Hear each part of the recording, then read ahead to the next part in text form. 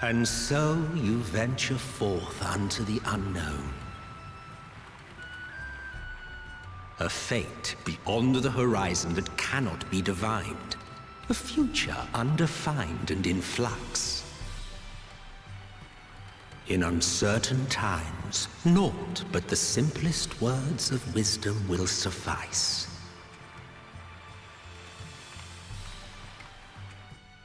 That which lives is destined to die. Love leads to loss. Every beginning has an end.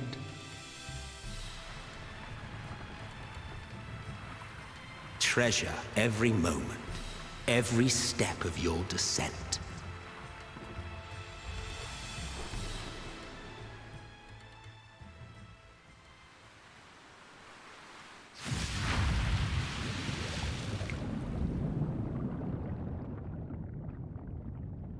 And there, in the depths where souls and stars rest, find your truth. Sharlayan, the solitary island nation of the northern seas. Where under the watchful gaze of Thavnair, patron deity of scholars, academics hoard all manner of knowledge and secrets. Once, they deigned to accept foreign students into a distant colony maintained in the Dravanian hinterlands. How swiftly they abandoned it once the first Garlean boot set hostile foot on Alamegan soil. So averse to the prosecution of war, these men of wisdom, your would-be allies.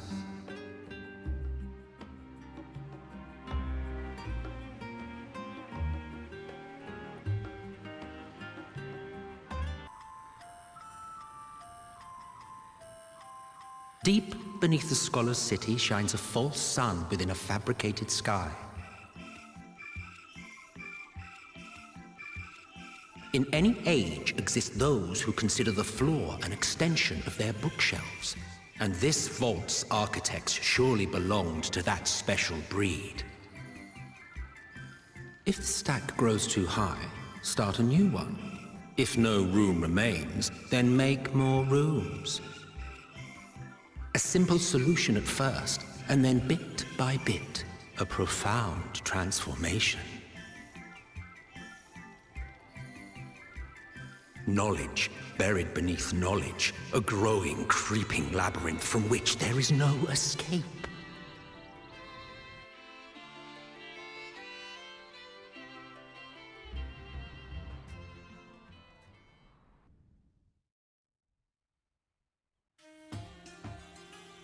Thavnair, home to city-state Radz-at-Han. Rising from the southeast waters of the Bounty, this Isle of Plenty served as the battleground for a conflict between two peoples. Their cultures bled into one another until a unique amalgamation was distilled from the chaos, in a process not unlike their precious alchemy. Once solidified as a single nation, an adamant stance of neutrality would hold invaders at bay. For a time.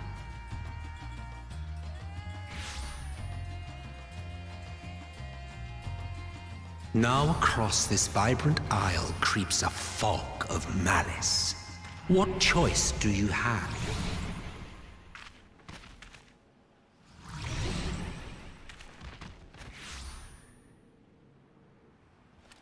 What chance?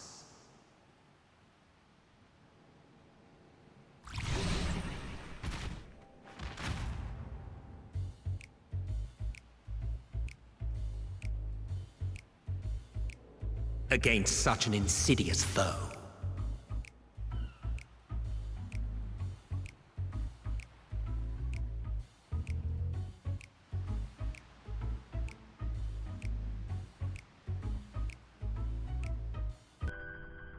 In the end, all is lost.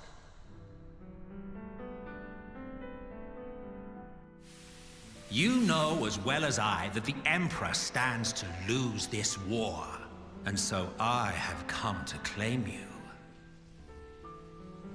For while your methods leave something to be desired, we cannot deny the results of your work. And as fortune would have it, the seat of Fandaniel, your rightful seat, lies vacant and waiting. Take your place amongst your peers, rather than die a pointless death amidst the ashes of your doomed nation. Send one of your clones to the Crystal Tower that you might see for yourself. See what lies ahead.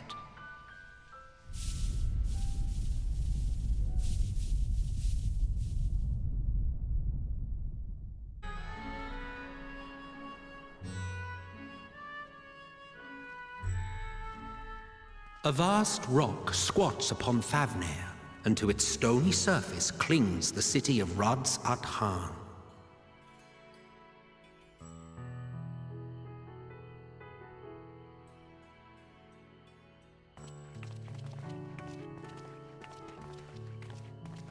Ye who enter here are subject to the scrutiny of gods, the gate's most watchful eye. The orb which beholdeth the truth of all things.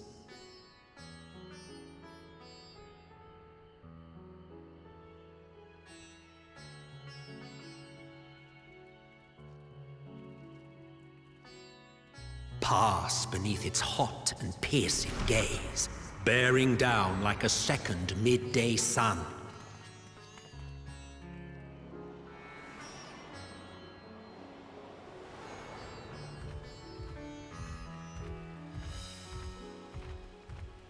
The fragrant haze, a mixture of sweet incense and acrid smoke. The cries of merchants mingled here with lively melodies accented by dancers' feet. Travelers seduced by vivid sound and colors were once swallowed up by patchwork streets.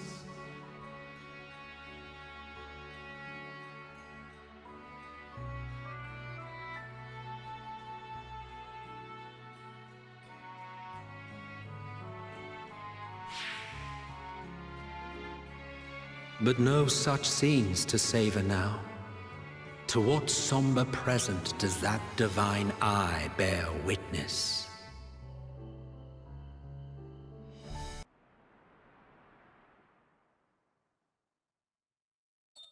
Ilsabard, divided in twain by a vast mountain range.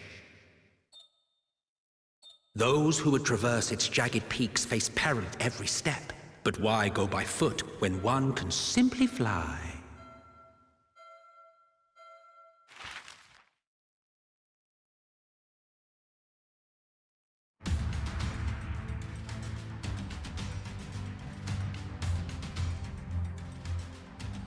On the outskirts of the Imperial capital, in the frozen wastes of the Magna Glacies,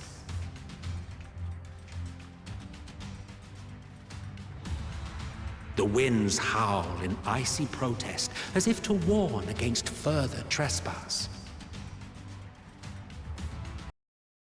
So cold and unforgiving. Thus spoke Emperor Solus as he gazed upon his barren domain.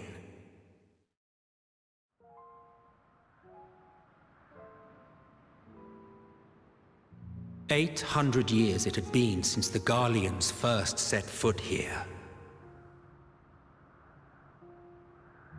Bested by the Kavosi after centuries of war and driven from fertile southern pastures into the blasted northern wastes.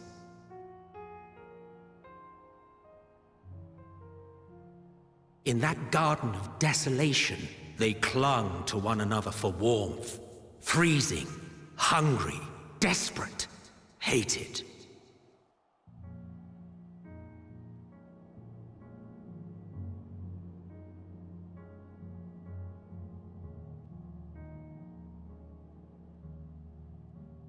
The chosen forsaken.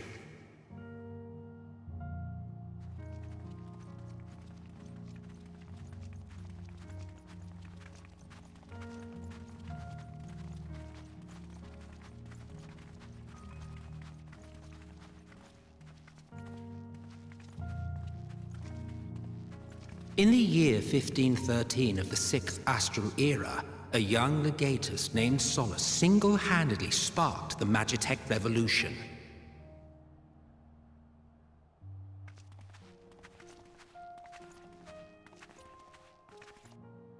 How did he conceive the machina that feed on ceruleum?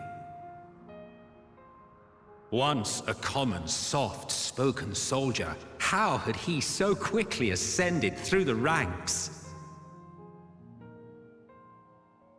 Like so many others, those who knew the truth are gone.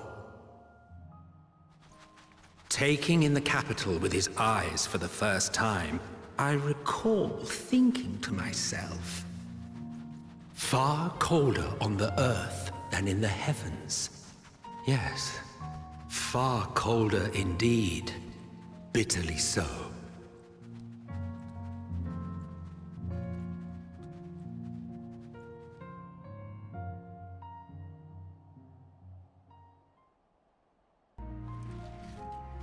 Even now, you still... Why go to such lengths? What is it all for?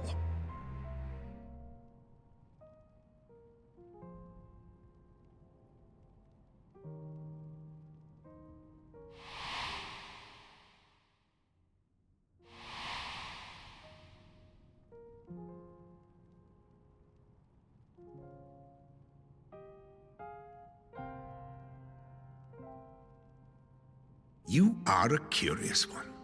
A far cry from the merciless barbarian others paint you to be. Long, long before Dalamud was forged to imprison an Elder Primal, the eldest of them all, savior of the star, was sealed within a moon of his own. Souls sacrificed to grant him life still slumber and dream of the day he and we will be made whole. Here he waits, in this cold, barren place, his cradle and his grave. Silent lamentations and prayers of hope echo soundlessly to a sundered star, adrift and alone.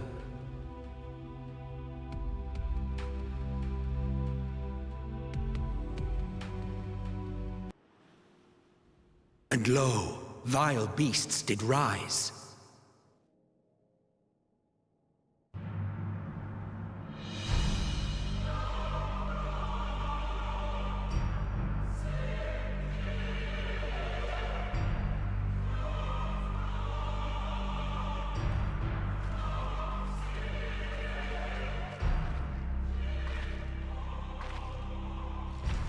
Leaving naught in their wake but blood and ash. Sun scorches earth and boils seas.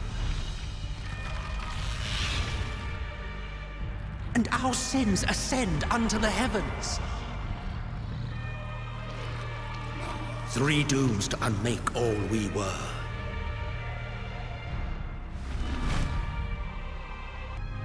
Your friends and loved ones are out there somewhere, sharing in your struggle.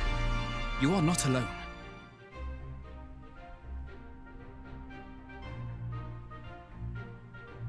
So ends the brief respite before the next revelation. Yes, so much left for you to see. Where beginning ends, and end begins.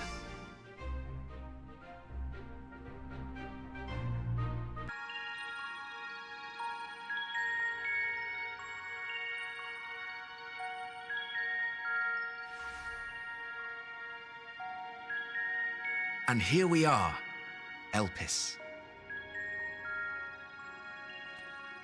Well, well, how rare to receive you in person. To what do we owe the honor? Oh, just a few odd tasks.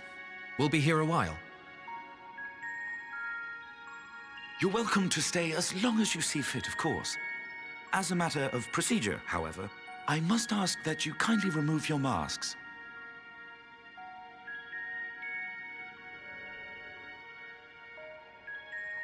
Come now. Is this truly necessary? Surely you can tell who we are. Who you are, perhaps, but I am far less infamous. Regardless, if we do not follow protocol, 'tis our hosts who would be held accountable. So, please, do favor us with your handsome face.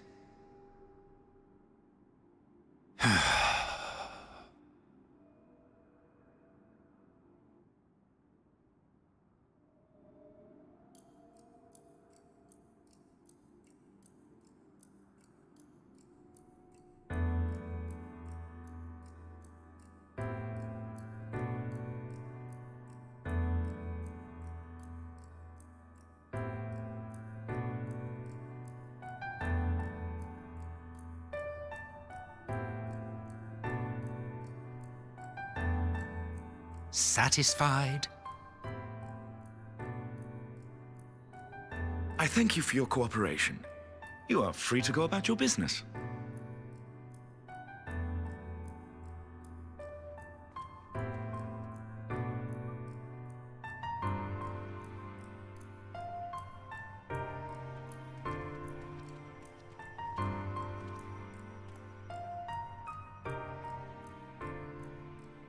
By the by, you see it too, yes?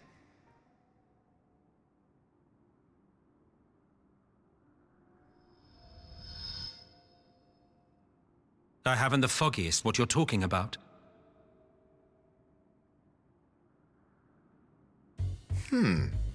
That's odd.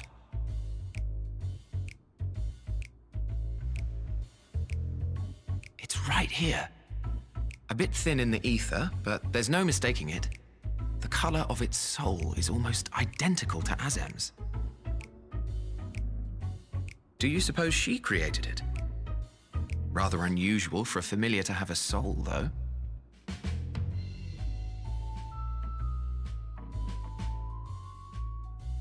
Don't ask me. All I know is that it's trouble. Doubly so if it's her spitting image. So let's leave it be. Come now.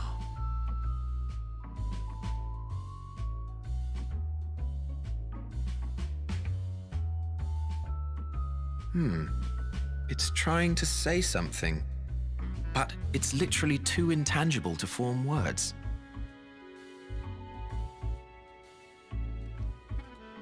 Why don't you give it some ether? Spare a snifter of your bounteous reserves.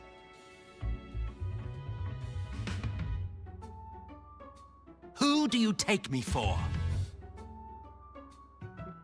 Why, a dear friend, of course. One who wouldn't let acts of kindness, such as my accompanying him on errands to far-flung outposts, go unrewarded.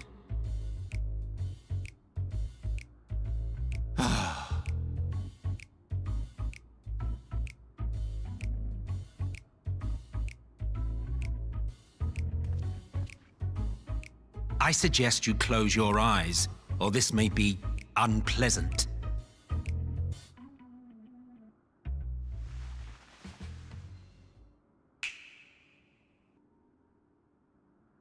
You may open your eyes.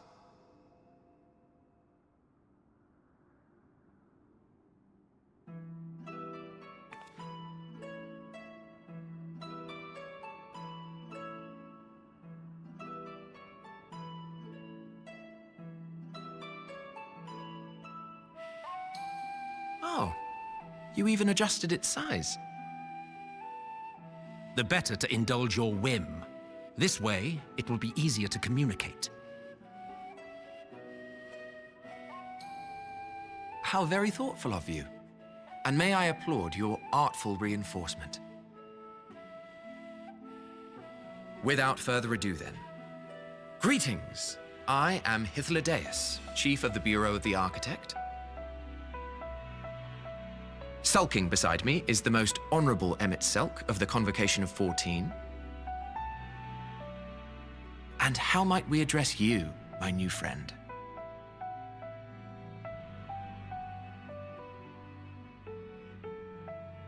A fine name, and I'm pleased to see you understand our words.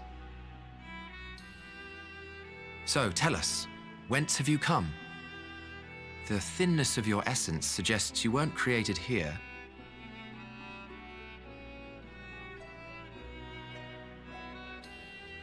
You do not know? Or cannot say? Allow me to ask a different question then. What brings you here?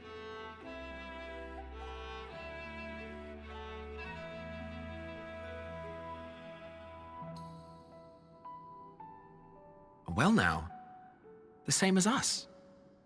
Perhaps Azim wished to come too, but had to settle for a familiar. If she truly wished to be here, then she would be. Right you are. My apologies if we've given offense. The two of us can discern the color of souls, you see, and yours happens to resemble that of a friend. And with your purpose matching our own besides, we jumped to a hasty conclusion. We are here to speak with Hermes, the chief overseer of this facility, which we also intend to tour in order to gain greater insight into the man's work. We, I say, though this is Emet-Selch's charge. I am here only to serve as his guide. And I should be happy to serve as yours as well, by way of an apology for the misunderstanding. Wait, are you suggesting that we bring it along on official business? This thing we know next to nothing about? If you harbor suspicions, better to keep it close than leave it to its own devices. Wouldn't you agree?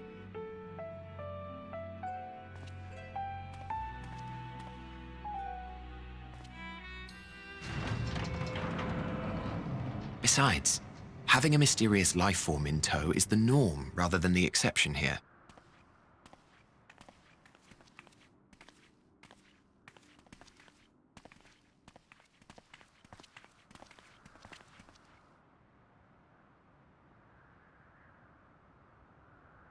Welcome, my friends, to the testing ground of creation at Heaven's Edge, Elpis.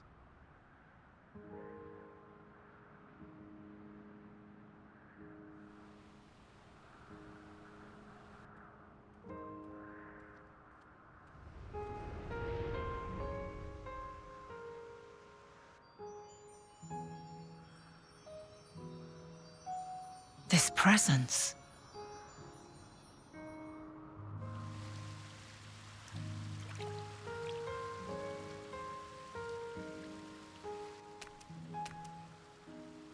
Hermes! Visitors! We have visitors!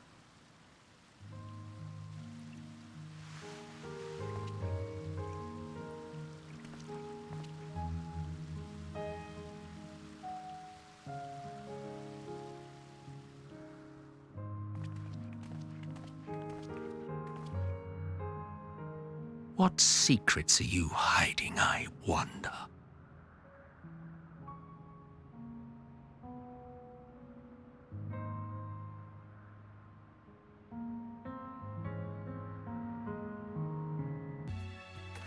Ah, I see you found him.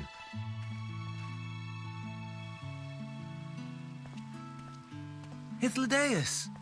It's been a while. Too long, I think. Too long indeed for close collaborators. On this blessed occasion, I bring not only myself, but others who long to speak with you.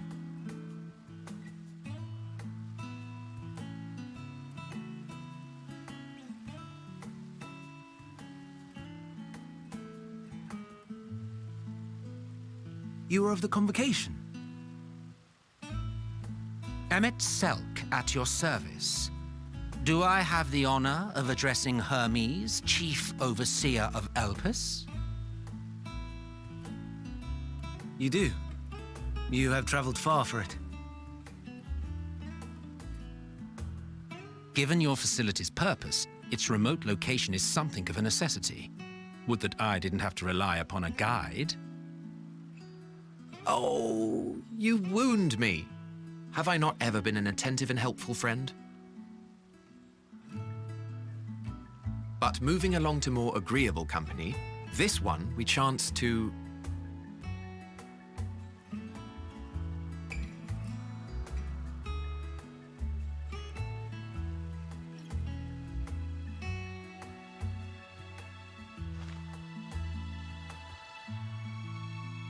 Well, you certainly have her attention.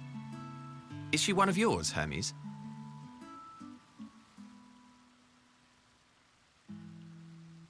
Her name is Meteon. It means shooting star.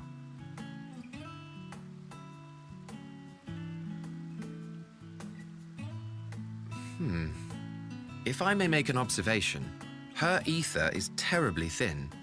I fear she might dissipate at any moment. Nor do I believe you've made a submission to the Bureau. I would remember such a concept if you had. I haven't, as you say. I judged it too early. She's a pet project of mine, still undergoing preliminary testing. But rest assured that I will attend in person ere long. Very well.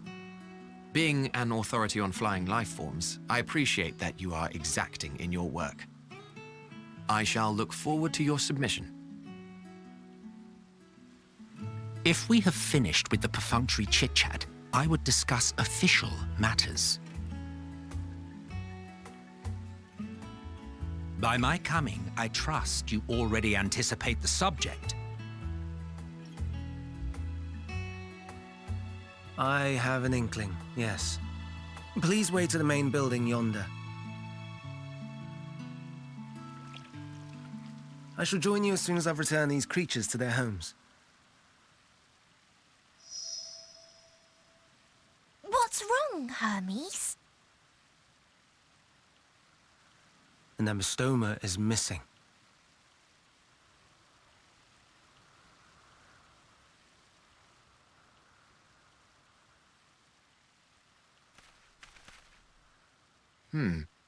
I may have found it. A creature with the self-same ether as those there, nestled in the boughs of a tree outside the grounds.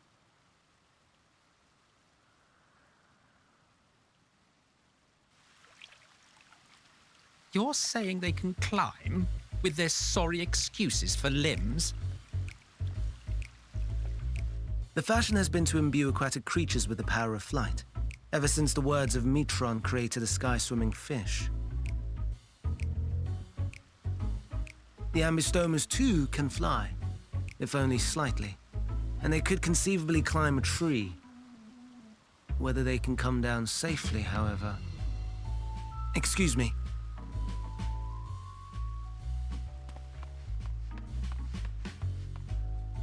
I'll help! Too!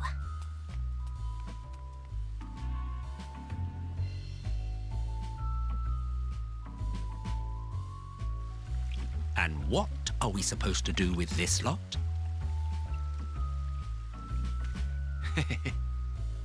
May I suggest we split up? If you would be so good as to assist Hermes, Emet-Selch and I shall keep an eye on these adorable creations in the meantime.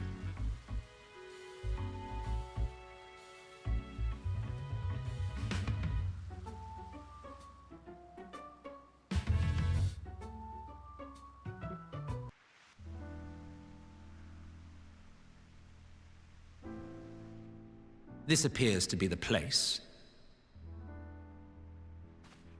And here is where we part ways. We will be discussing highly sensitive affairs. Only a select few may be privy to such knowledge, and that does not include someone who cannot or will not divulge their origins.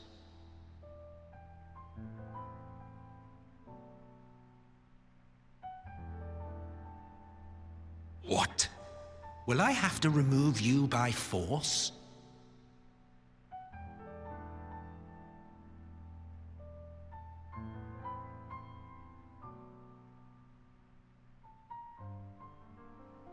Yes, I'm sure your business with Hermes is quite pressing.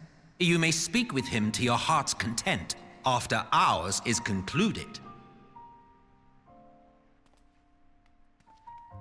I do not object to her attendance. Hermes, this is highly irregular.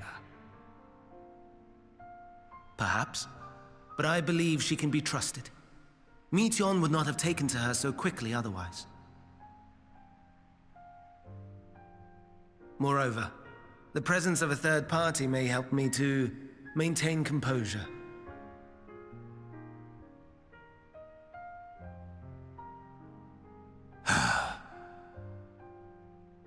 As you wish, then. Behave yourself, do you hear?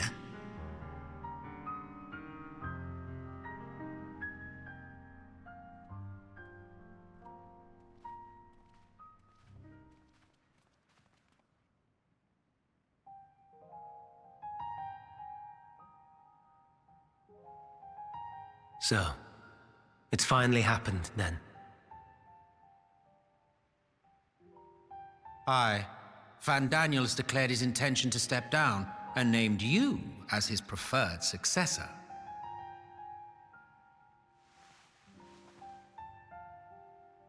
In recognition of your knowledge and your works, the Convocation is giving the recommendation due consideration. As one who does not know you personally, I am to use my impartial eye to take your measure. And above all else, to ascertain your disposition towards the invitation.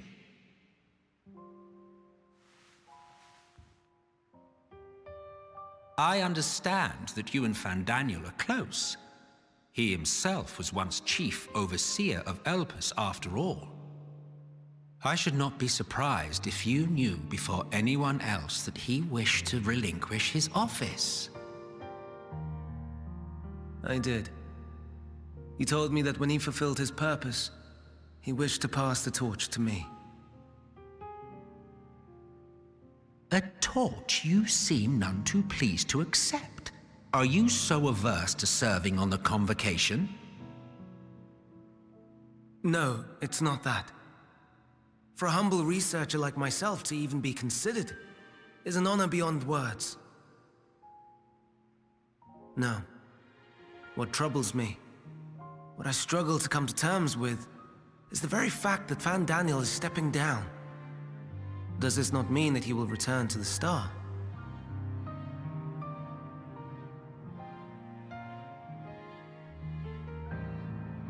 Of his own volition, yes, like so many others have before him. Return to the Star?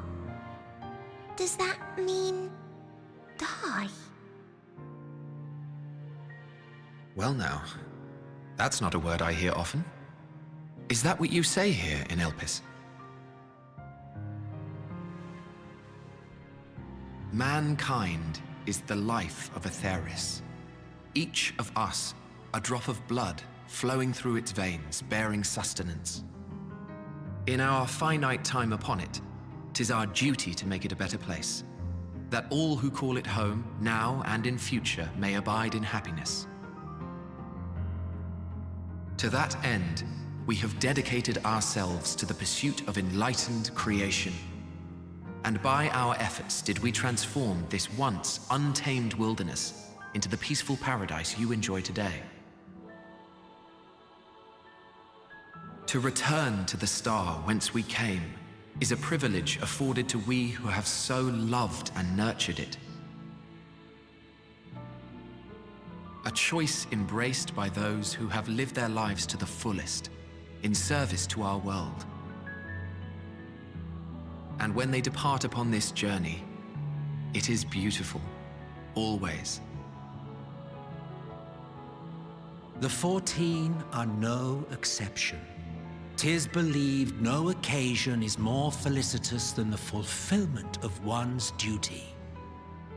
Our office becomes our lives, and to retire is to return, or so the majority of us hold. Some few have elected to eschew custom.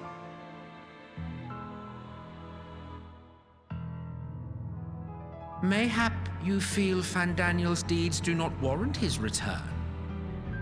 Yet you should know his accomplishments as well as any.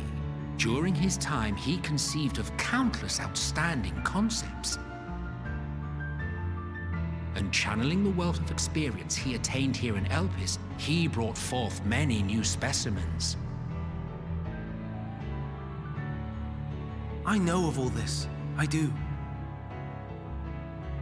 It's just, I cannot fathom why someone so great and wise, who could still do so much good, would want to end it all.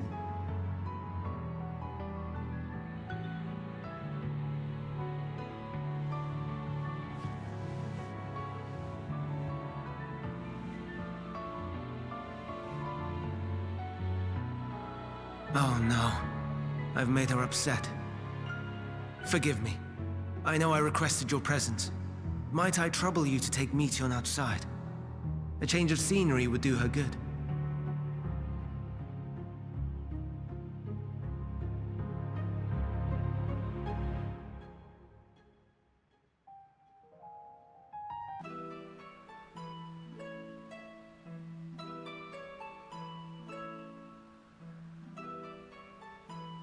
Amazing, is it not?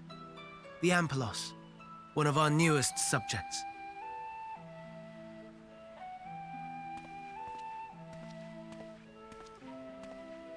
So, how are we coming along?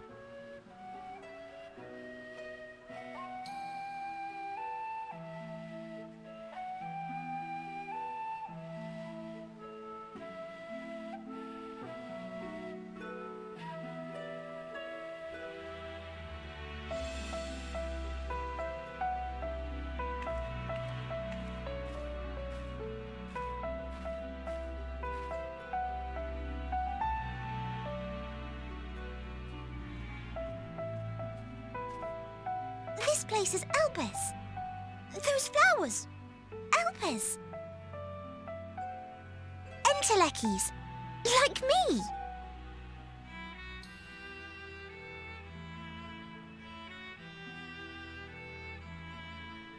They are a product of Elpis, and so named for their birthplace. A happy accident, born of the hands of a former researcher who loved beautiful blossoms. Unique for how they change color, to reflect the emotional state of those nearby. Though be it here or elsewhere, they are seldom seen in any hue save purest white. Reflect the emotional state, you say? By what means do they achieve this? In creation, there exists an energy wholly apart from ether, one driven by emotions. In like manner to how we manipulate ether, this flower is subject to the influence of said energy.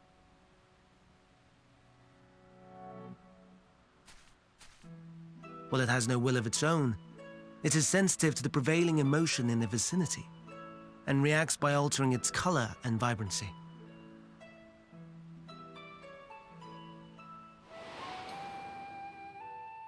Akasha?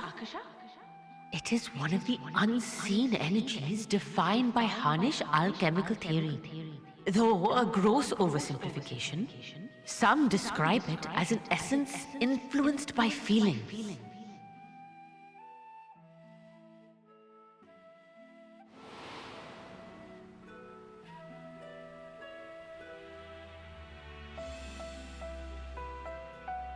Akasha. Though I'm not familiar with the term, your description suggests it is the self-same energy. Dynamis, we call it. And those entities like the Elpis flower that have the ability to interact with this energy, converting emotions into tangible phenomena, are Entelekis. That's me! That's me! An Enteleki! That you are, my dear. And no ordinary one at that, but the first possessed of free will.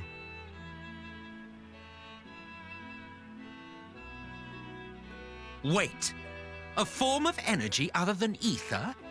Dynamis? I've never heard of such a thing. Hardly surprising. Dynamis cannot be seen, much less felt. And though its existence has long been theorized, we had no proof until the flower's serendipitous creation. What's more, Dynamis is far weaker than ether. Under normal circumstances, its effects are drowned out by the latter. On account of which, beings comprised of and reliant upon the ether, like you and I, are unable to make practical use of Dynamis. 'Tis a truly esoteric thing, known to but a select few scholars. Intriguing. Then, given the limitations you described, why create Meteon?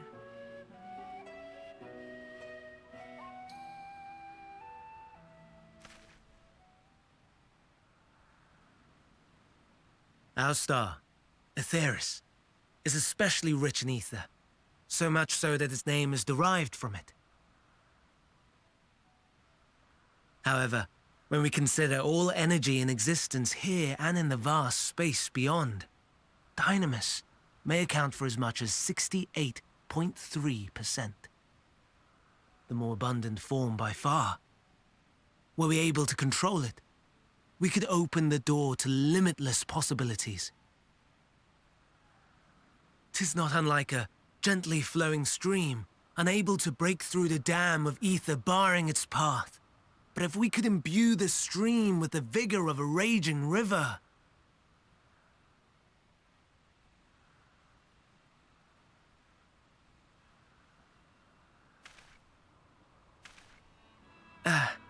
Not that I have such grand ambitions. Nay, I merely wish to create a being that could traverse the great expanse.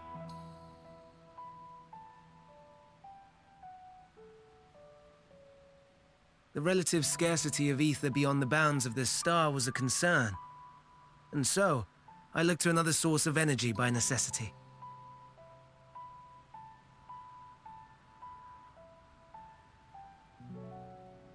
That being Dynamis. No wonder her ether is so thin. Precisely. Yours is thin too. Like an entelechy. Like me. So... are we the same? Entelecchies.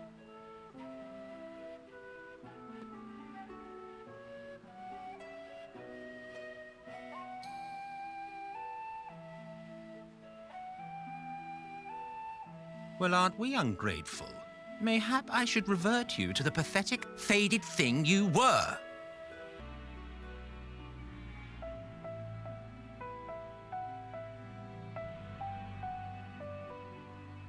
That sounds more akin to the desperate flailings of a wild beast when facing imminent death.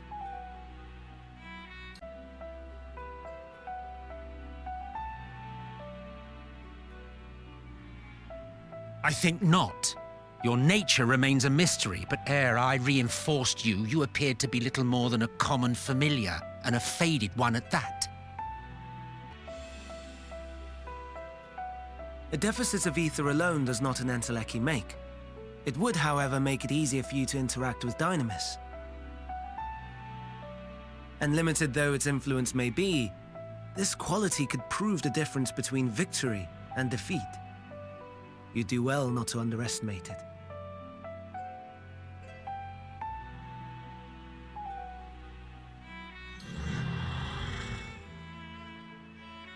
Oh dear, I'd forgotten about the poor fella. You must excuse me a moment while I go and verify a few more things.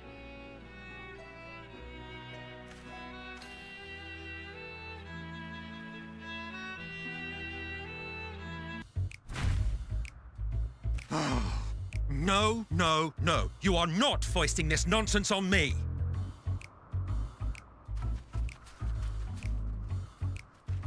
I'm given to understand you have the power to help the Charybdis, and should be quite willing to do so.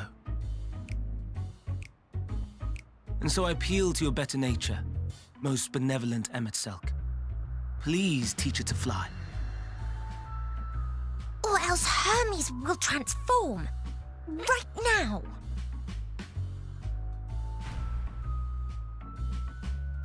Now, there's no need to go quite that far. Altruism is its own reward, as I'm sure he would agree. Oh, would he now? And who contrived to put me in this position, pray tell? Nothing so devious. I merely suggested a possible course of action.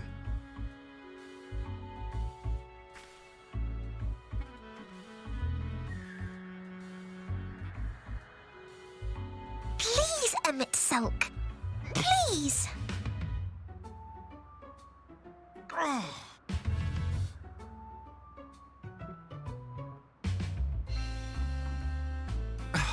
I did not come all this way to play nursemaid to your creations. I'd thank you to remember this favor and let it be the last.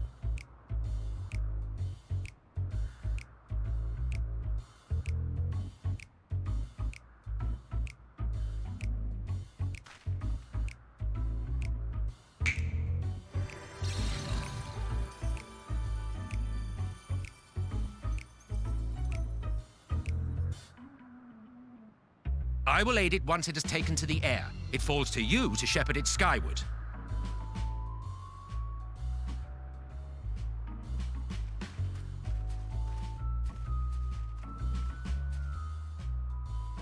Well, let's relax and enjoy the spectacle, shall we?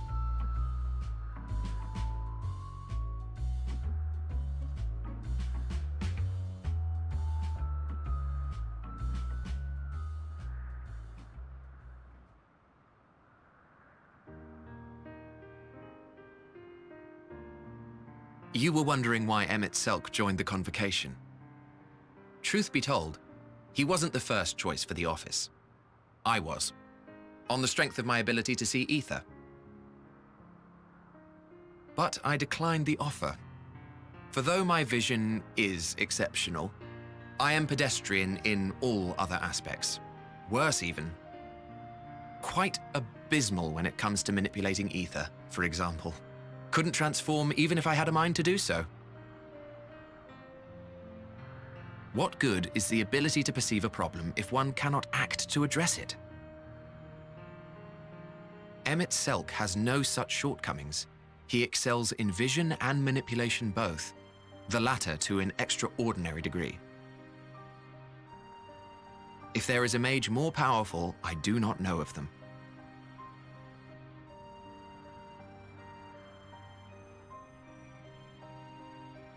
Thus did I recommend him for the office in my stead. And I wasn't the only one. Far from it. Countless others vouched for his skill and character.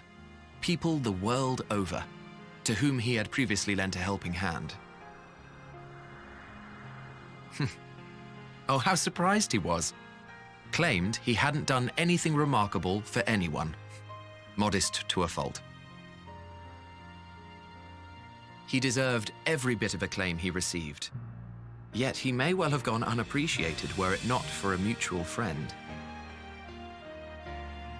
A singular soul who can't help but involve herself in the business of others. Where she walks, excitement is certain to follow. Her antics irritate Emet-Selch to no end. But much of his grumbling stems from genuine concern. When our friend calls, he never fails to answer and lend his talents.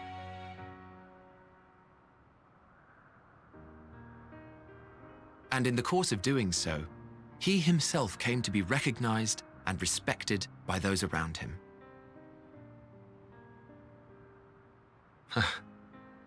They are truly remarkable individuals, and I'm proud to call them friends.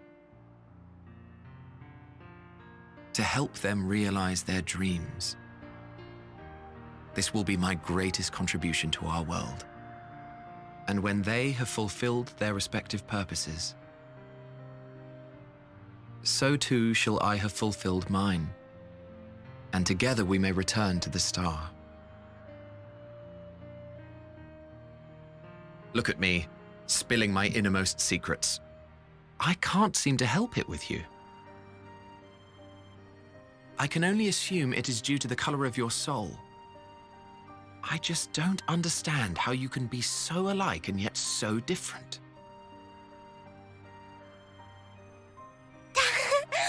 Well done, my pet. Well done!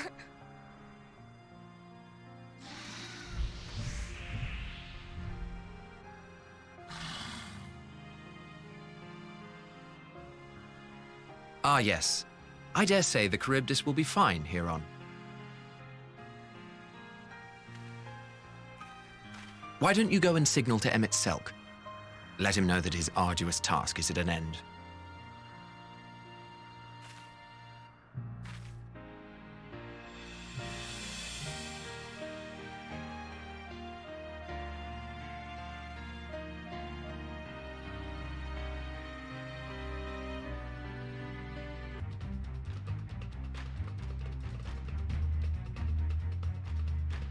Now!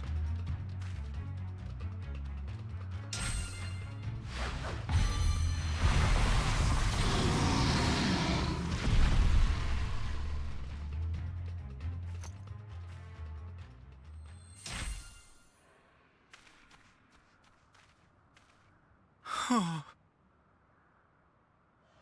Forgive me. Please, forgive me. May you and your kin find peace. Wherever your souls may drift in the underworld, may you find tranquil seas.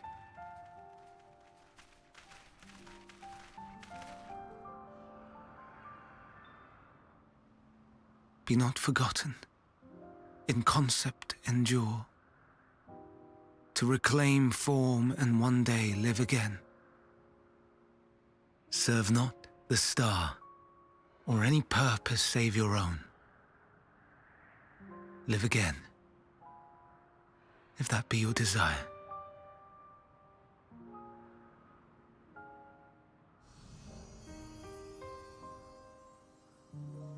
Hate, if that be your want. We are worthy. But leave your suffering behind. Lay down your burdens, be born anew. Fly high, fly free.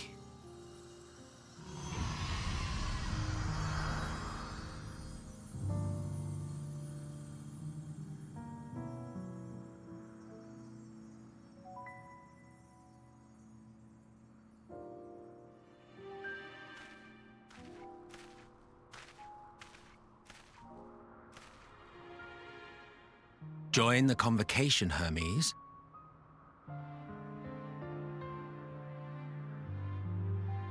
You do not belong here. Leave to replace another. To be replaced. It changes nothing. Tell me, do you think it right that we sacrifice all these lives for the sake of the star? And when the star has reached perfection, what then? If all who are satisfied choose to die, shall we all die in satisfaction?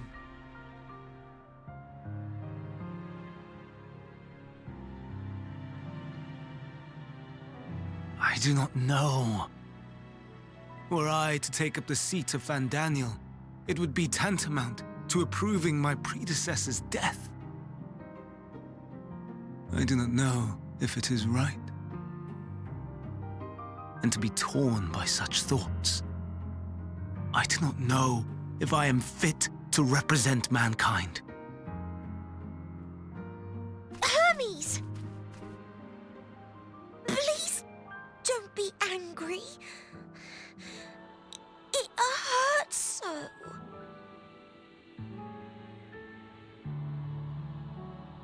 Forgive me. If you would still consider me in spite of everything, I beg some time to gather my thoughts. Meanwhile, Hythlodaeus, I fear I must trouble you to attend to the others. 'Tis no trouble at all. Take as long as you require.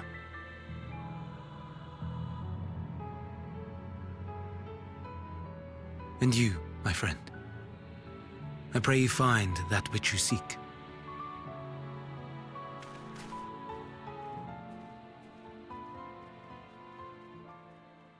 I expect we have some few matters to discuss. Shall we return to the 12 Wonders for a time? Aye.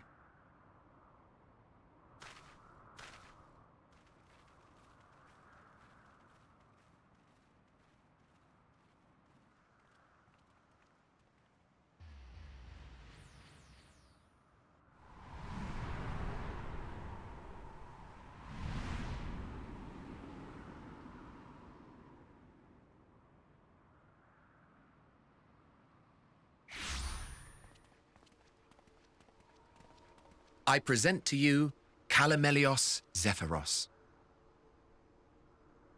Here you will find a number of testing facilities, as well as the observation hub of Poiton Oikos. Right then. Let's begin by...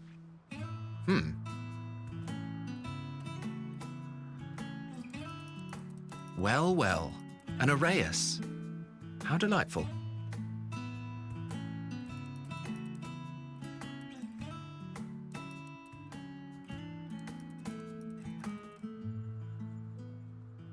And what, pray tell, is that? Ah, that's a new species of shark. We approved the concept but a few days ago. Sharks are among the most popular sea creatures. Rare is the day when someone does not submit a new concept. At first, they were largely orthodox, consideration given to such things as size and environmental impact. And then a whimsical someone thought to bestow it with flight, another superior intelligence. And then the floodgates burst, concepts with multiple heads or arms and legs, and so on and so forth. It was getting absurd. A part of me wanted to tell them to go away and find something else to create, but in the end, I couldn't deny their passion. Here we are.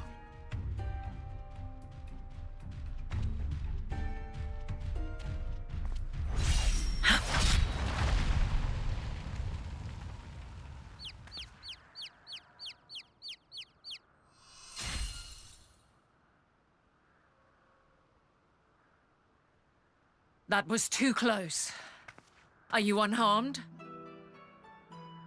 Well now, if it isn't a pair of familiar faces. Banar, that we should meet you here.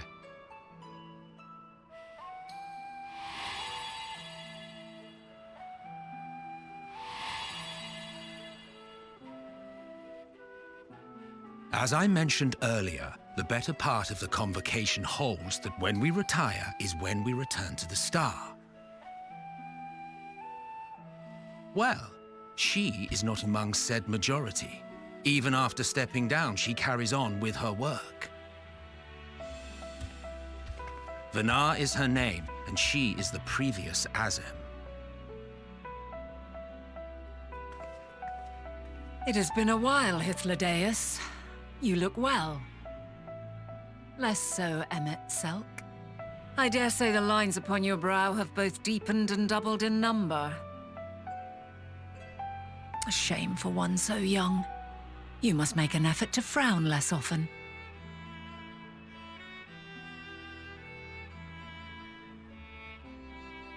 Easier said than done, thanks to your unruly successor. How is she, if I may ask? Incorrigible as ever.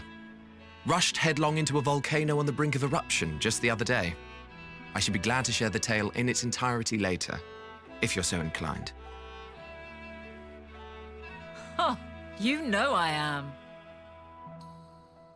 Now then, you are?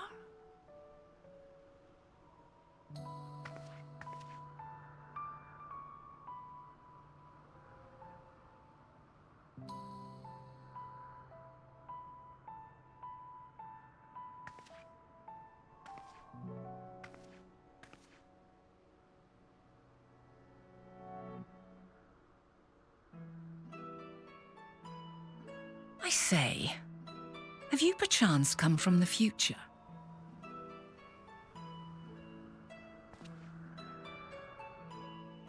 I do not believe we have ever met, yet I sense my magic upon you. Therefore, if I wove the enchantment, I could only have done so at a later point in time.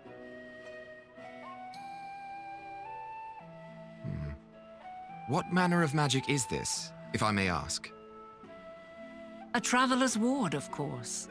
It prevents the corruption of one's ether.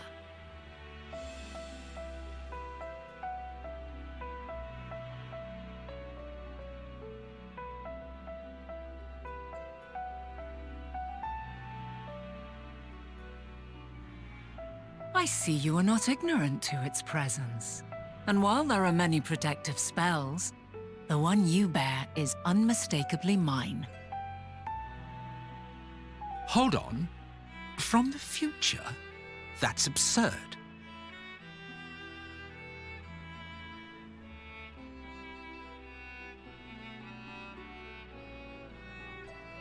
What is it? Are you unable to speak of the matter?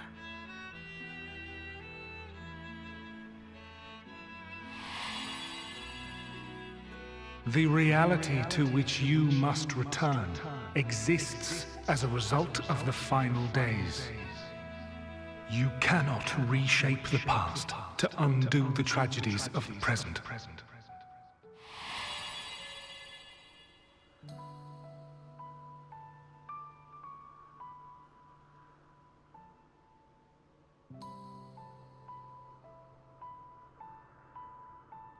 So, your actions here will not change your history, but they may yet affect the course of ours.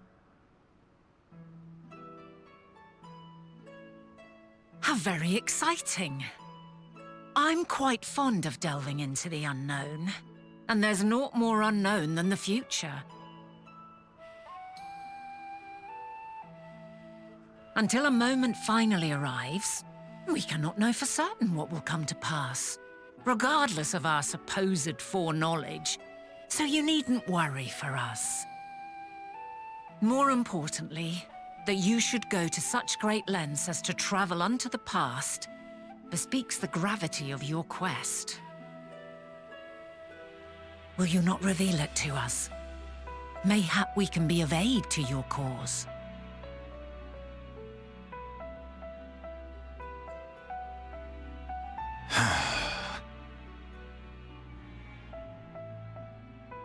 If this is true, then you've been keeping quite the secret to yourself.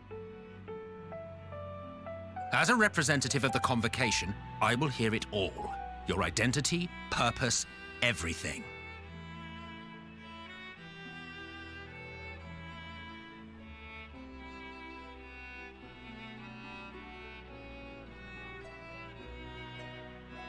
Why don't we move to a place more conducive to calm conversation?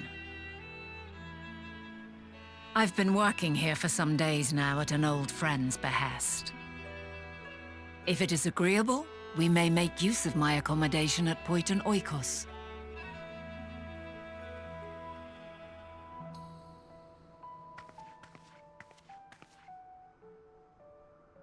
We were meant to meet. I am certain of it. Else I wouldn't have marked you so clearly and sent you unto myself in the past. It's precisely the sort of mischief I would get up to, and quite inspired, if I do say so myself.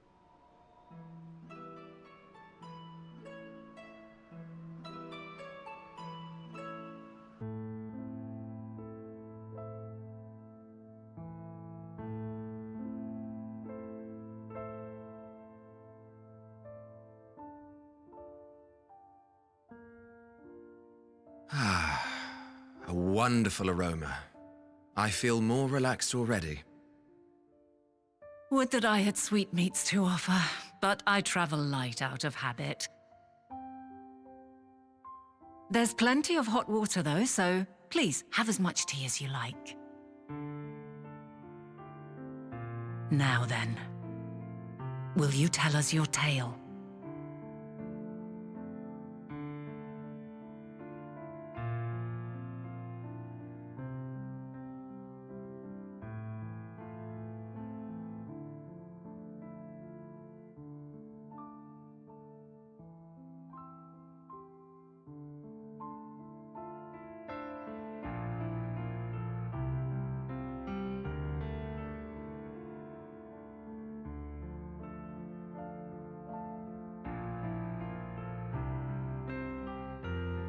Why don't you start from the beginning?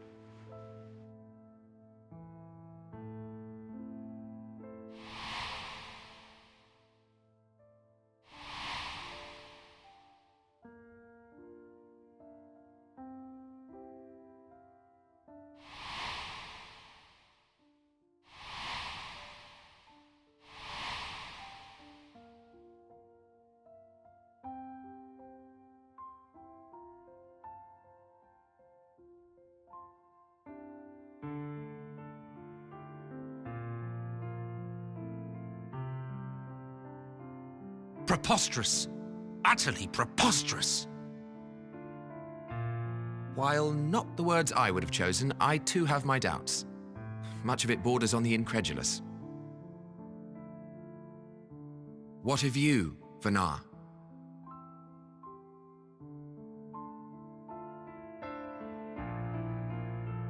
Not knowing the precise details of the first final days, it is difficult to determine the veracity of the tale. Supposing it is all true, I must ask myself why I would do what I did. Why would I feel I had no recourse but to oppose the 14 and create this Hydaelyn? Circumstances change, of course, but it would not have been an easy decision regardless. No, there must have been a reason.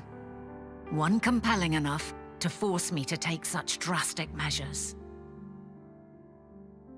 Then there is the Elpis flower, which I said would serve as a guide. That it's of import to your mission is plain, but your presence here leads me to believe that this place also holds significance. But what could it be? What are we meant to accomplish? Might it not be simply thus? In the future, whence she came, the final days could not be averted. Mankind has no choice but to flee the star. By alerting us to that eventuality, perhaps you wish to pave the way for other futures. Theoretically speaking, it is a possibility. Yet if that were my primary objective, I see no reason to guide our friend to Elpis specifically. The capital and Amarot, or even my own home would be more logical destinations.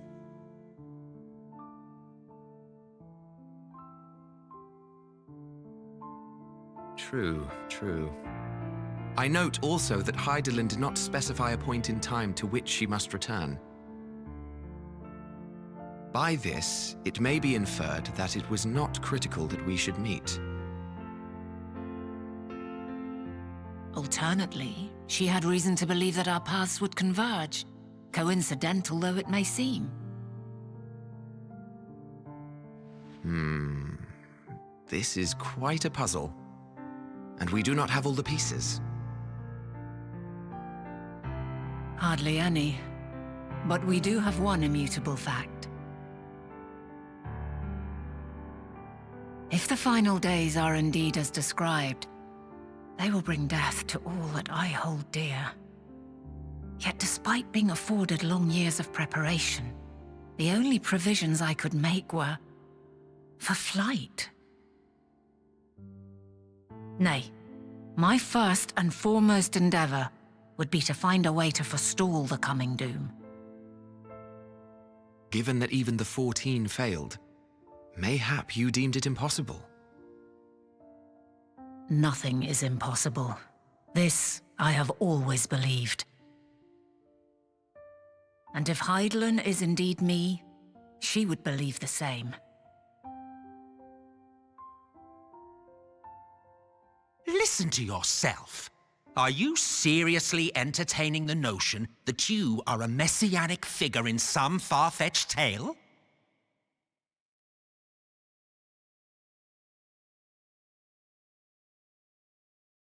Well, I will not.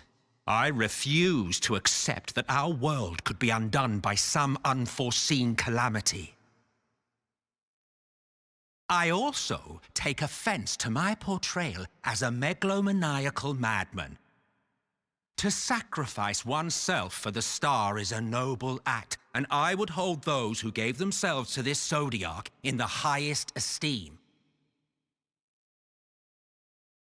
Yet, you claim I recreated Amarot and populated it with phantoms of our people? A bizarre indulgence that would be insulting to their memory.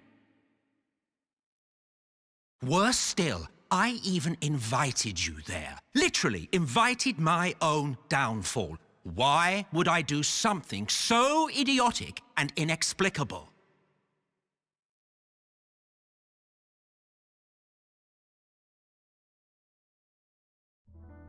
Now, I will allow that the hypothetical task of restoring our world would be daunting in the extreme. The thought of having to bear such a burden for 1,000 lives horrifies me.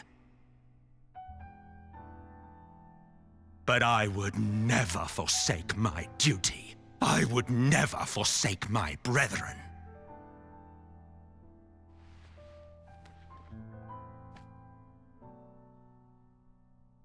You do not know me. I've had my fill of your fiction. I will return to my duty, and you will not bother me again.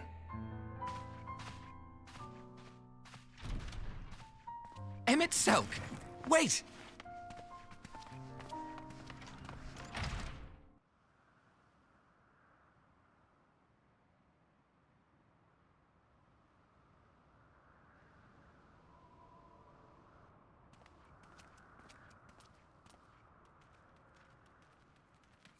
My apologies for keeping you waiting. I understand there is a matter you wish to discuss. Aye. A matter of the utmost gravity. If one can suspend disbelief. Go on then. Tell him what you told us. Who you are and why you came.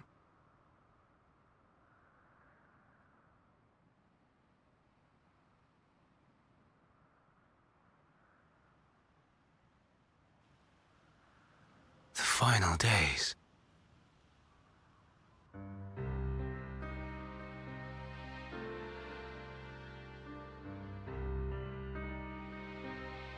The phenomena observed during these star-encompassing calamities is likely the product of a dynamis reaction. And none is more versed in the applications of this energy than you, Hermes. I must stress that we do not believe you would desire such destruction. We come not to lodge accusations, but to beg your wisdom. And so, distressing though the exercise may be, I ask that you share with us your opinion on the matter, on the assumption that our visitor's tale is true. Even you, Thavnair.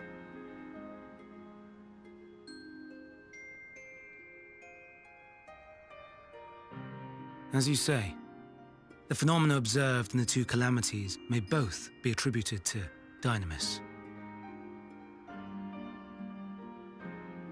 Of note is the difference in its effect. In the first final days, it warped creation magics. In the second, it warped the people themselves. The key variable, I suspect, is the etheric density of the men of each age. As you know, ether, in essence, negates dynamis.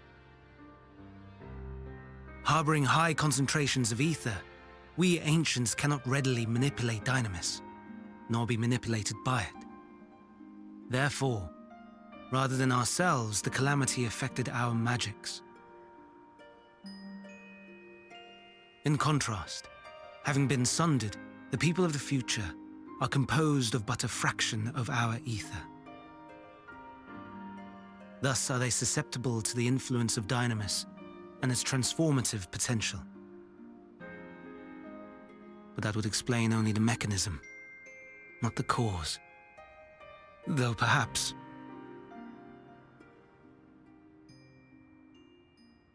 What is it? Even should it be a hypothesis, we would hear it.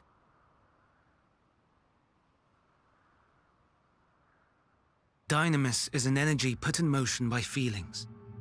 Feelings for which there must first exist a source. The source to which the victims must be attuned. One that harbors the selfsame negative emotions. Elsewise it could not be the agent of such extreme change. So it wasn't the stagnation of the celestial currents. Someone, or something, is instigating the star's demise.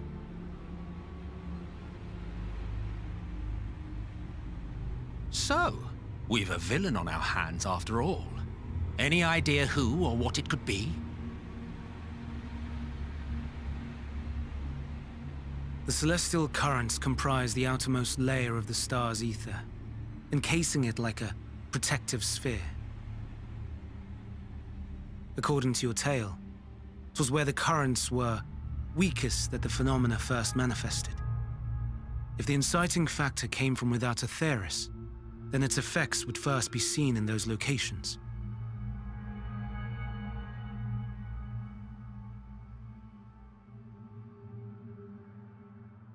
Greetings. Can you hear me?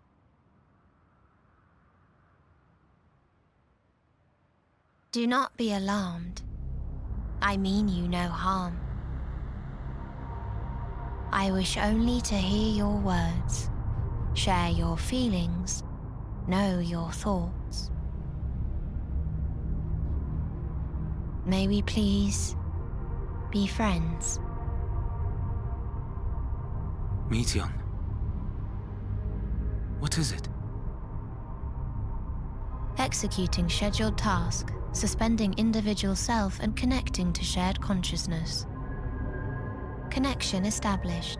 Commencing status report.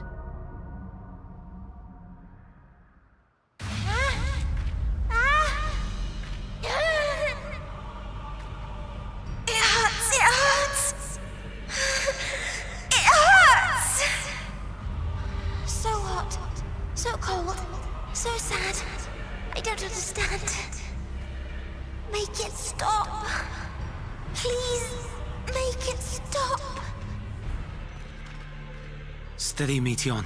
Steady. So scared. So lonely. The pain. It's too much. Why?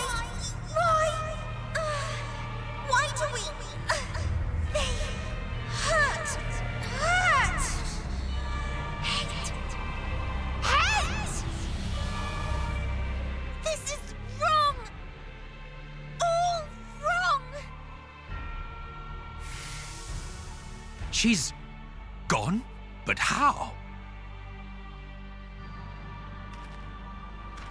She has altered her etheric density in order to blend in with her surroundings, an ability for avoiding confrontation. Most effective. Frustratingly so. I can't see her either. Not even a trace. Stay away. Please. This is wrong. My mistake. So please. Are you all right?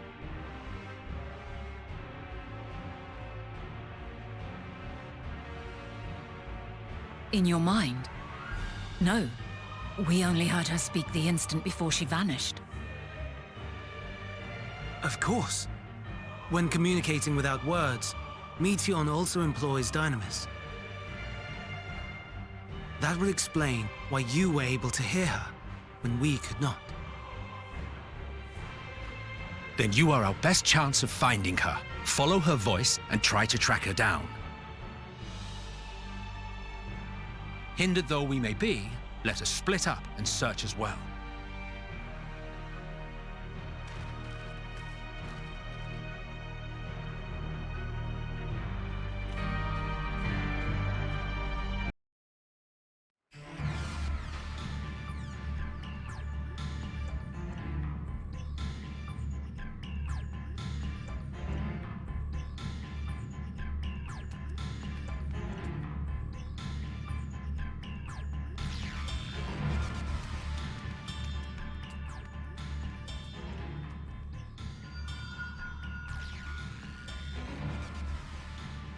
Aha! Give chase. We shall herd her into the shelter.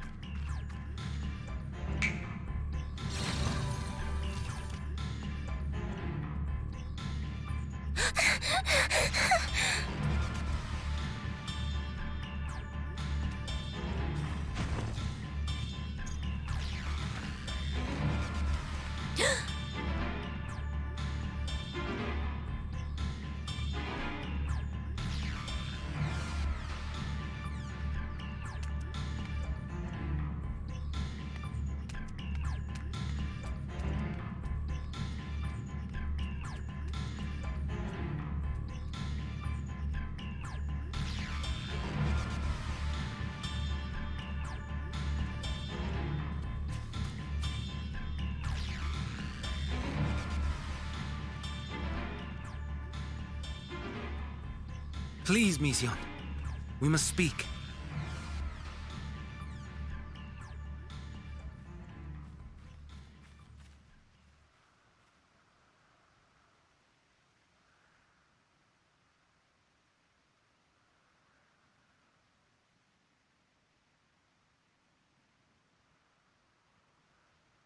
I'm sorry, Hermes. I'm so sorry.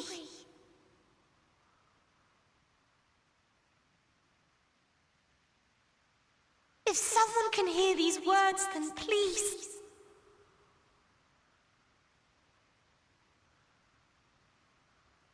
Please protect them. Protect them all.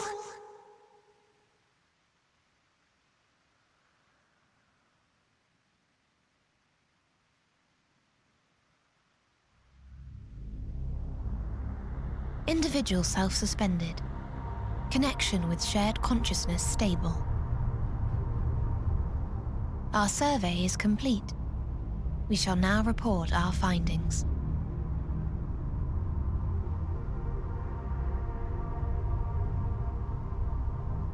All units safely arrived at their respective destinations. Seeking answers to Hermes' question, we attempted to make contact with the intelligent denizens of each star. Results are as follows, in order of numerical code. Enna. Traces of civilization found. Structures believed to have served as domiciles. No extant life forms detected.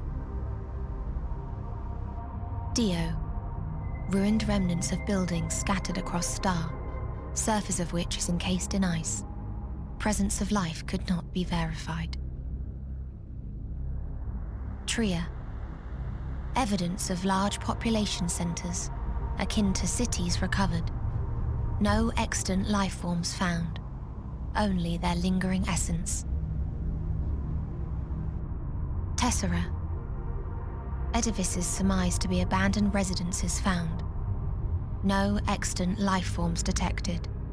Deadly plague or extreme environmental degradation likely to have led to mass extinction. They are all dead. Octo. Star found in state of violent conflict. Contact successfully made with inhabitants, but deployment of weapons of mass destruction resulted in total annihilation of local population shortly thereafter. Inea. Star is a barren desert. No identifiable flora found. Bones of living beings resembling men discovered beneath sands, but determination regarding their intelligence inconclusive.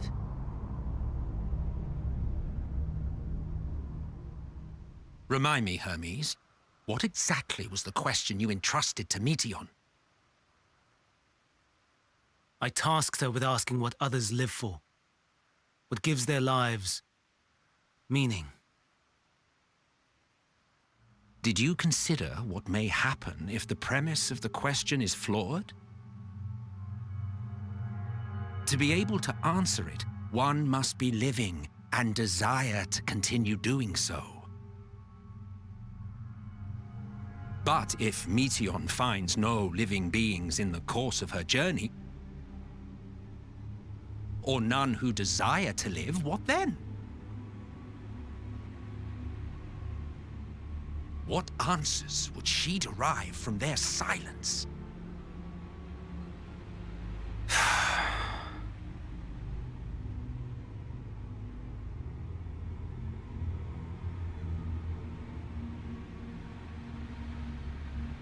Meteion, enough! Suspend your mission and return hither at once. Decapente. Local civilization once flourished under auspices of higher power. Said power later laid waste to civilization in fit of rage. Upon revealing this to me, entity elected to self-terminate in lieu of providing answer to question. No other intelligent life forms found. Turning a deaf ear, are we? We are taking Meteion back to Amarot. As I understand, we will need her if we are to bring back all of her sisters. Yes.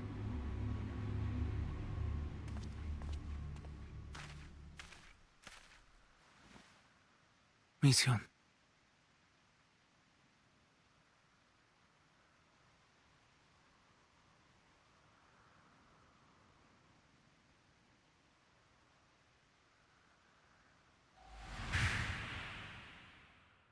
It isn't right, is it? It isn't right to turn away from the answer. Even if the answer is pain.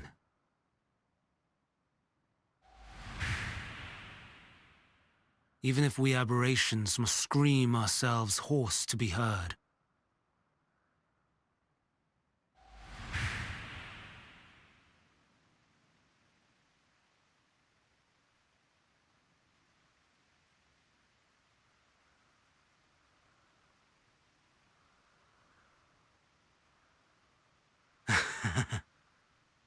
Aye. Whatever answers we find, I will not dismiss them out of hand. These words I said to you, and I will hold myself to them.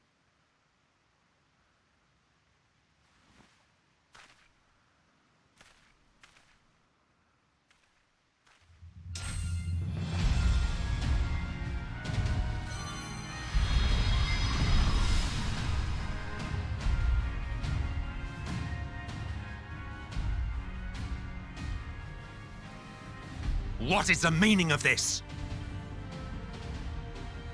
You cannot take Meteion, not until she has finished her report. All else must wait.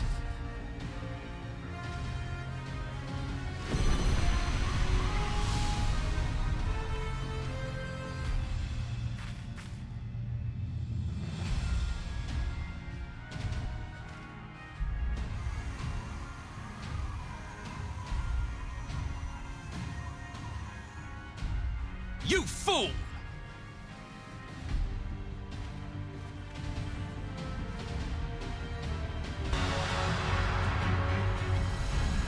No!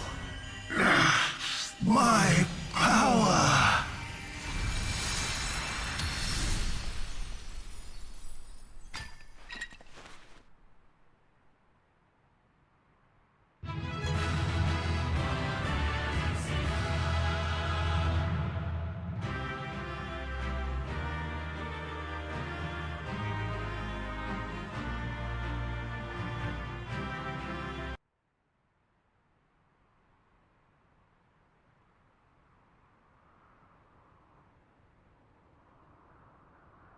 It's over, Hermes.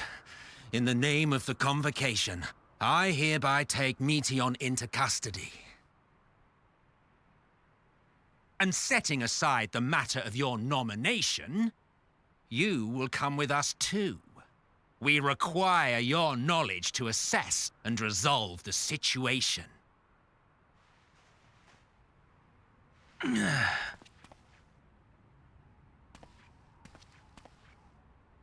Meteion, I am so sorry.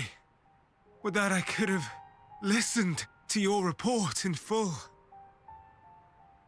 Reflected upon its meaning and conveyed it to others, that they might reconsider their chosen course.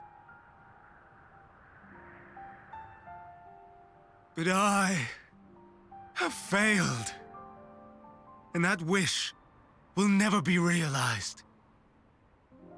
However,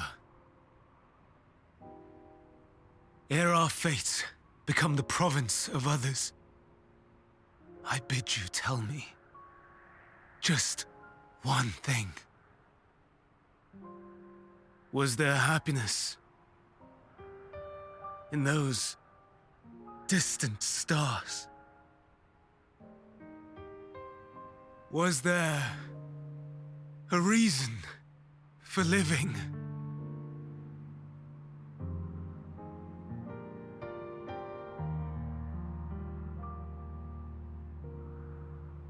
We conducted our search as per your instructions.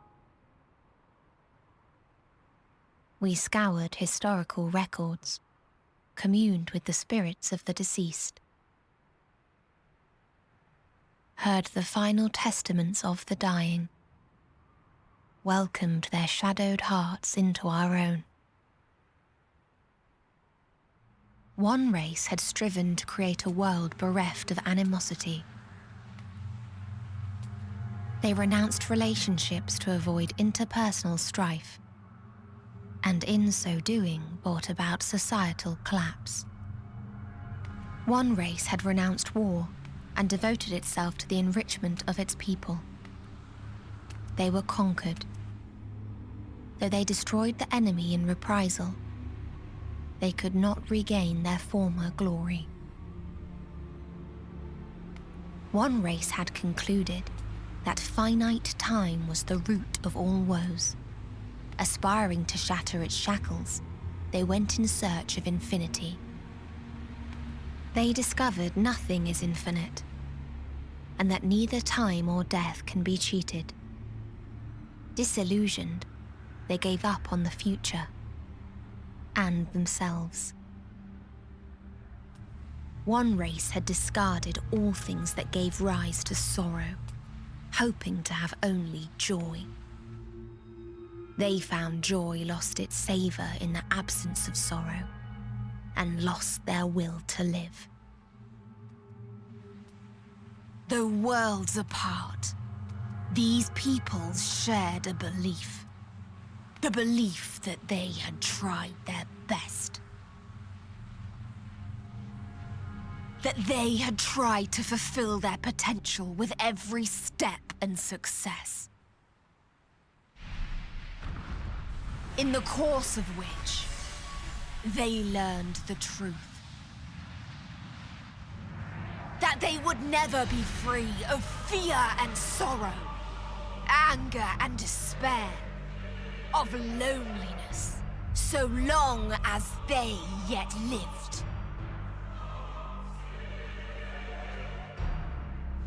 Even now their souls cry out for oblivion. And to this song of anguish, I lend my voice. We lend our voice.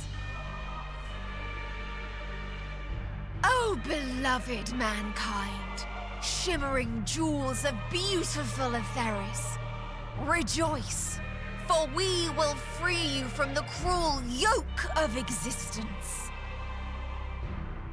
There is no need to struggle in vain, for in nihility awaits salvation. You will know peace and serenity, and it will be beautiful. We will make our nest at the edge of the universe. And there, in the dark of dead worlds, hoard sorrow and suffering. There we will sing, our chorus ever louder and ever clearer, that our song may reach even this ether-shrouded star. Such is the answer we have found in the stars. Such is the gift we now offer to Etheris.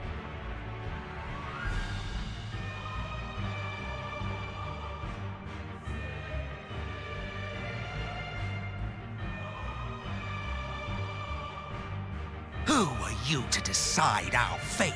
To decree we live or die?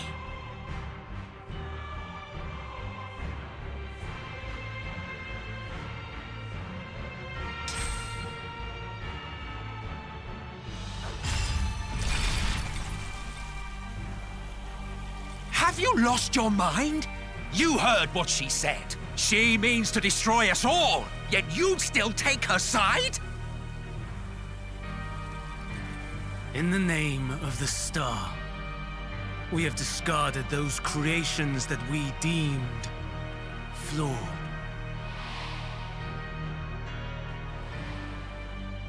If we ourselves are flawed, does not stand to reason that we too should be discarded. That is sophistry, and you know it! Perhaps it is. Perhaps I am wrong. But who is to say that you are right?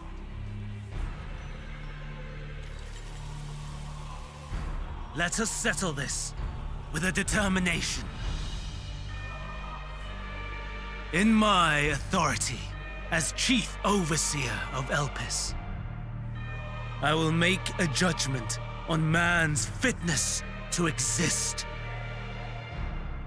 If he can learn to value all life and retain his will to live, even should his end be justified, he will surely find a way to avert his demise. If not, he will perish from the start. As with all determinations, provisions must be made to ensure fairness. Kairos! Awaken!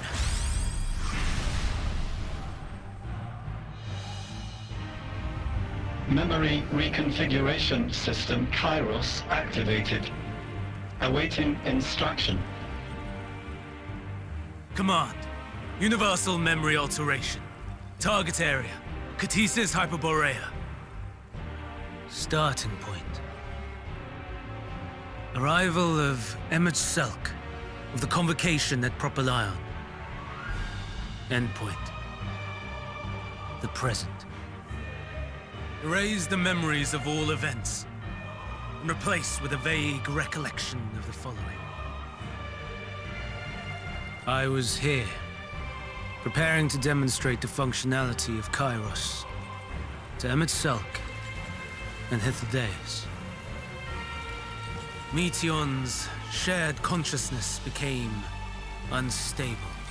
She and her sisters could not sustain their existence, and all dissipated with a burst. The resultant shockwave accidentally triggered Kairos, which erased several days of memories from all present. Execute. Command acknowledged. Initializing. 3 processes remaining to execution. Bravo. I dare say one would be hard-pressed to make it fairer. Everything that you told us, everything that has happened, the fact we've even met, it will all be gone.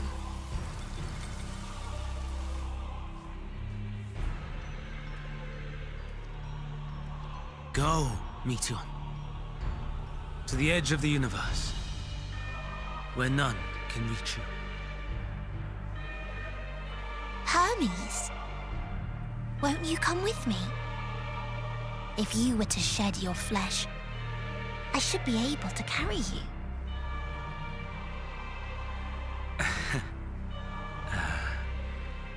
I will remain. As a man, I will oppose the oblivion you bring. Silly fool. Had you said yes, I would have granted you the gentlest end.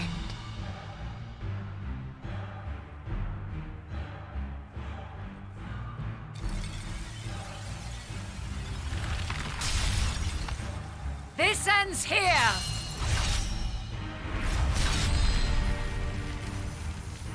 Fly, Meteion!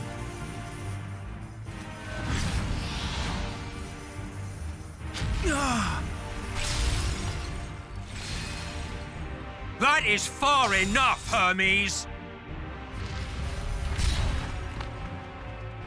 Argos, to me!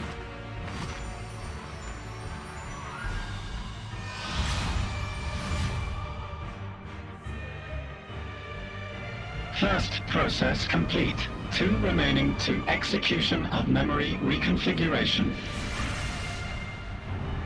As if we needed more pressure.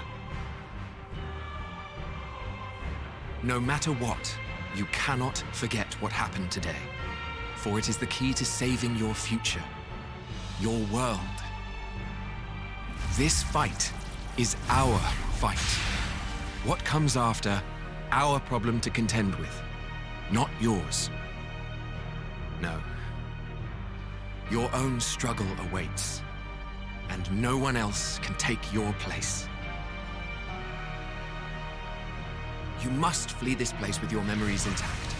And I will see that you do. Now then, where is it? There you are, my little confluence.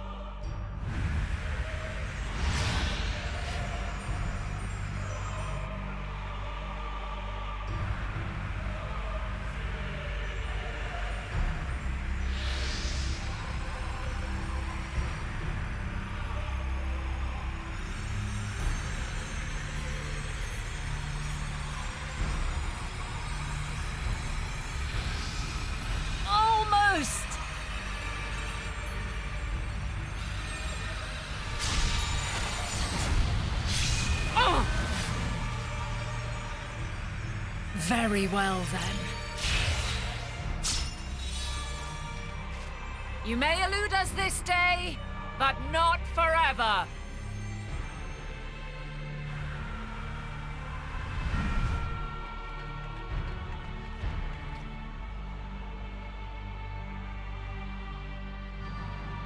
Meteion's gotten away. Second process complete. 1 remaining to execution. No time for brooding. Listen well. Beyond lies a spatial confluence that connects the interior sections of this building. I will destroy the confluence and force open a way outside. When I do, you must jump through.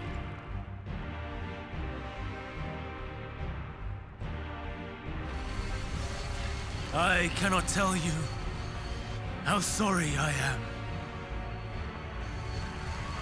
But neither can I let you escape!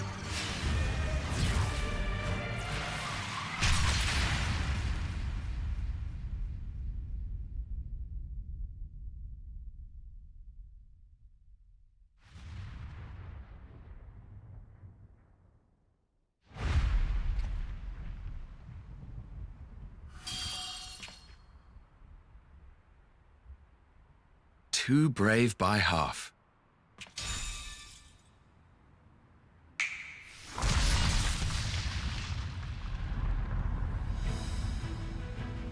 Exemplary work, as always, Emet-Selch.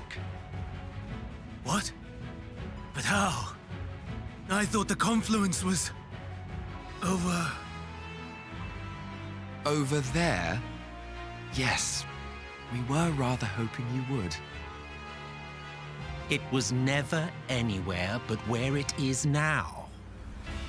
The instant those two began making their way towards nothing, 'twas clear the plan was a diversion. I'm quite incapable of destroying a confluence, I must confess. A gambit brazen beyond words. Though we've grown accustomed to reckless improvision due to the antics of an incorrigible associate. Though, in the case of certain present company, incorrigible is an understatement. Honestly, I'm beginning to suspect it's a requirement for every Azem.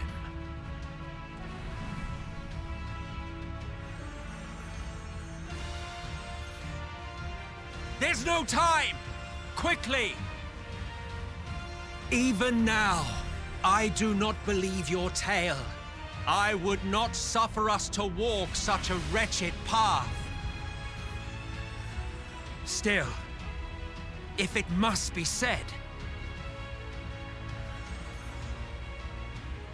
do not squander it, the legacy I leave you.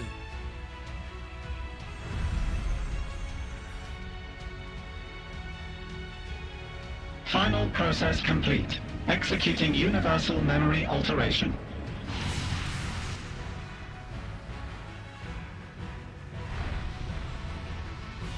Go, Argos!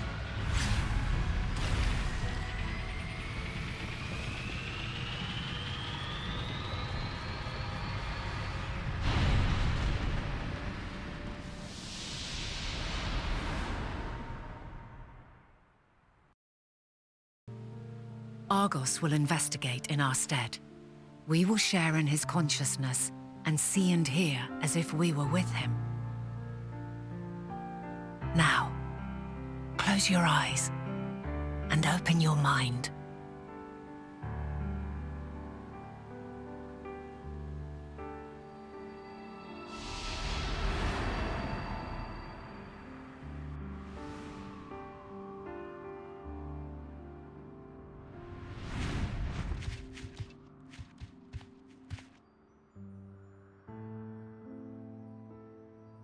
Thank goodness you are unharmed. Unharmed? There is a gaping hole in my memories. I can scarcely remember arriving here in Elpis. Forgive me. I was preparing to demonstrate the functionality of Kairos to our guests. But Meteion, her shared consciousness became unstable. And she... So, that's what prompted the state of alert. And when you went to investigate, you were caught in Kairos's accidental operation. So it would seem. It's all a blur to me. Such an unfortunate accident. Oh, and what of Venar and your other companion? You went inside together, as I recall. We did?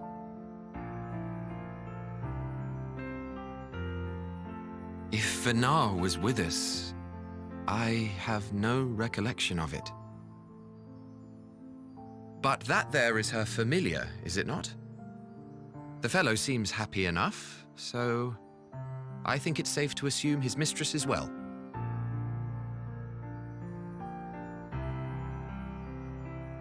I haven't the slightest notion who this other companion might be, however. Ah, well, that individual struck me as a bit different, for want of a better word. Perhaps it wasn't actually a person, but some manner of creation. Curious. I must ask Venar about it when next we meet. Yes, you do that. Now, if we may tend to Hermes, whatever this Meteion did, it seems he bore the brunt of it. Once you are fit to travel, you will return with us to Amarot. We need to make certain there are no other ill effects. Also, I am here on business of the 14. We've already had the conversation, like as not, but since your toy wiped my memory, we'll have to have it again. Yes, of course. As you see fit. This Kairos, it manipulates memories through the emission of etheric waves, correct? There is a theory which holds that memories scoured by blasts of ether are restored when the soul is cleansed in the underworld.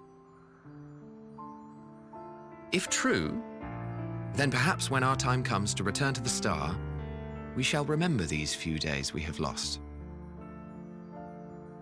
I doubt aught of interest occurred. Look forward to the revelation if you like, but I should prefer to reminisce on more meaningful moments.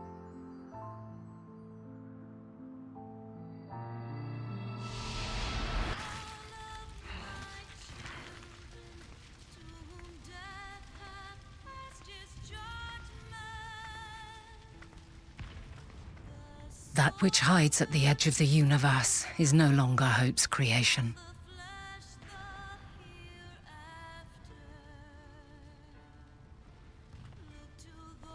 It is hopelessness incarnate.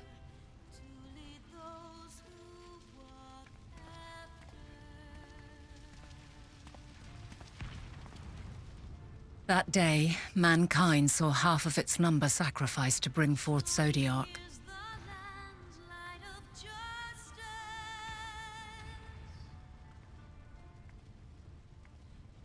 And covering the star in a shroud of ether, we forestalled the final days.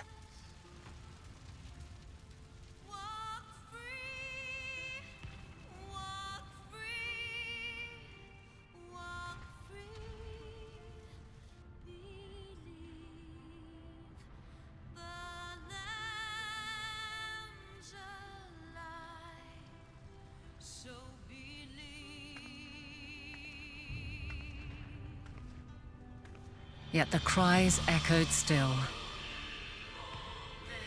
We wept for innocence lost, wailed for death inevitable.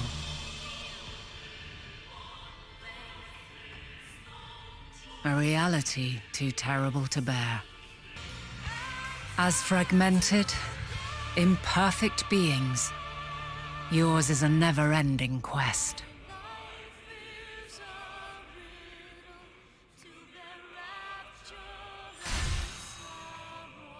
A quest to find your purpose, knowing your end is assured.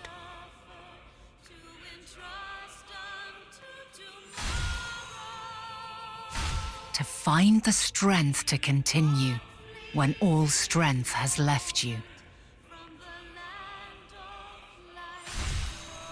To find joy, even as darkness descends. And amidst deepest despair, light everlasting.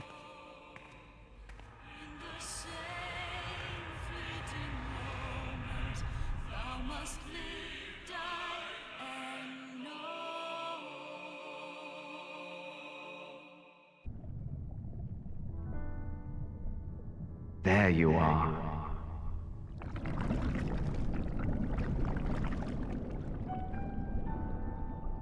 Some time, indeed, yes. For you, at least.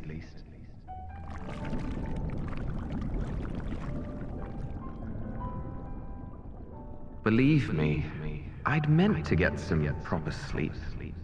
But here we are, drifting along instead. Well, well, you too. And so we remain, to watch and wonder.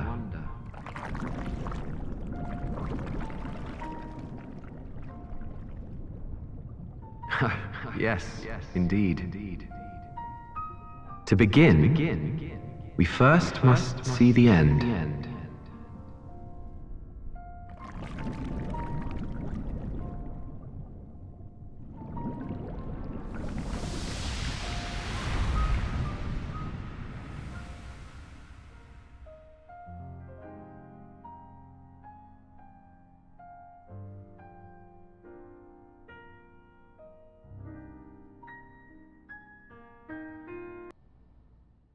So it was that the brave wayfarers arrived at last at Dream's End.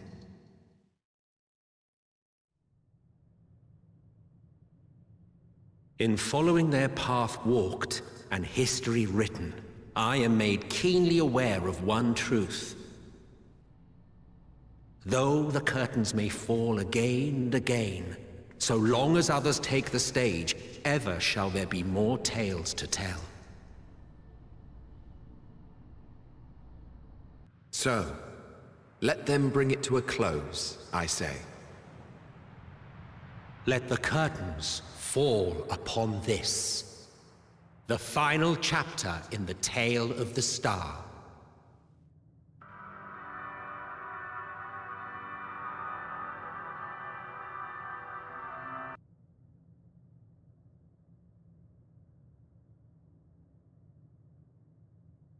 Asm's magic.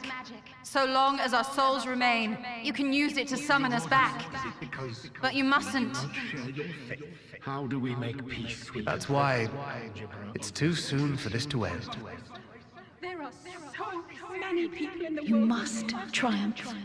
Drink of calamity, drown in... Be safe, all of you, and come back. I am ever grateful. I came to appreciate most about our star is that there remains so much we do not know. After all these years, is this the answer I was hoping for?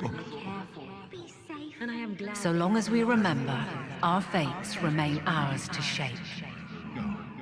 And Godspeed. Perhaps when our time comes to return to the star, we shall remember these few days we have lost.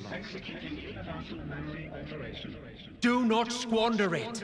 The legacy I leave you.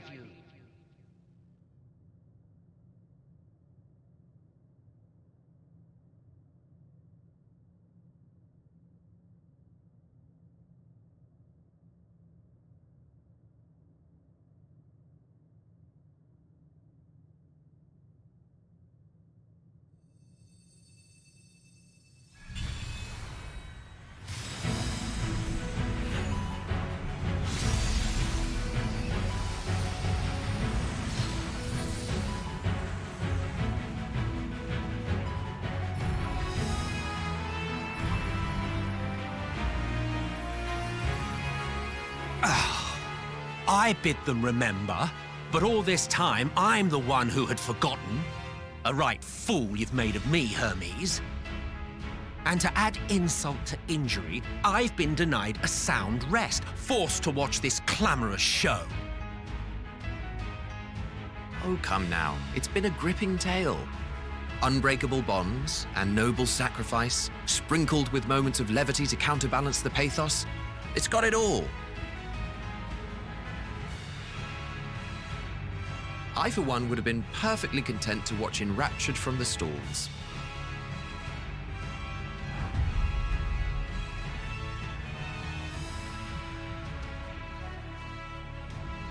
But I won't say no to a bit part. What are you? Half-faded souls of the dead. Isn't it painfully obvious? Worry not. We haven't the power to defeat you, nor is it our duty to do so. Not anymore.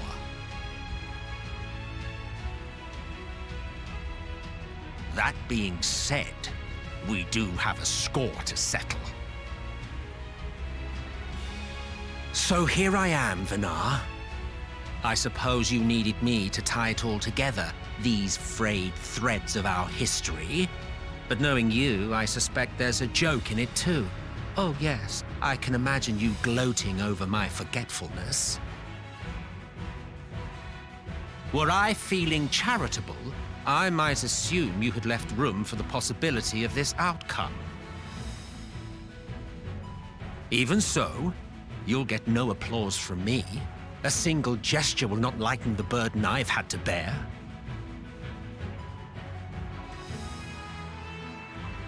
Still, you must be commended. Our methods would not have brought mankind this far. And so, as a show of respect to the last of us, I make this declaration.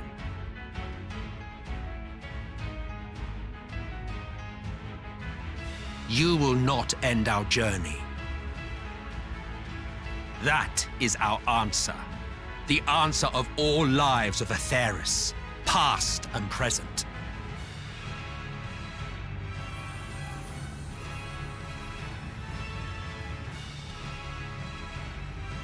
As you've called us to the stage, so shall we perform. And creation magics never fail to please. Drawing upon the hopes of your comrades, we will make for you a new path.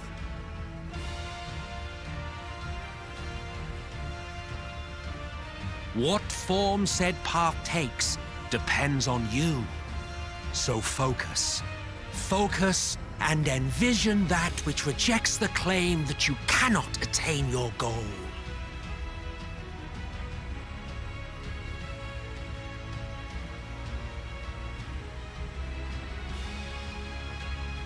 Ours is the wisdom to weave the fabric of reality.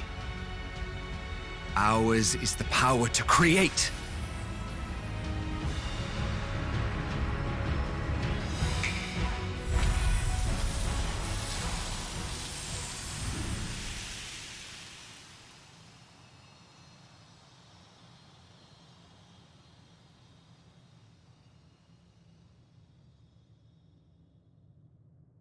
Meteion, though I gave you these wings to soar the heavens, I did not teach you how to walk the earth. So loath was I to bind another living being. In the course of your long journey, you will learn from those you meet. Learn to walk and run, and so much more. A flower.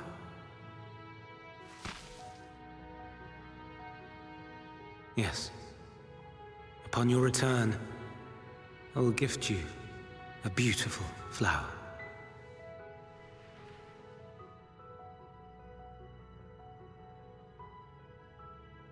These Elpis blooms serve as proof that this realm is not utterly devoid of hope. No more can you deny its power. No more is yours the dominion of despair.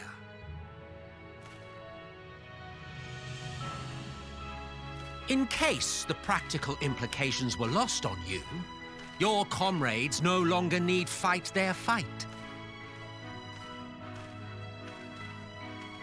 So go on. Call them back to your side.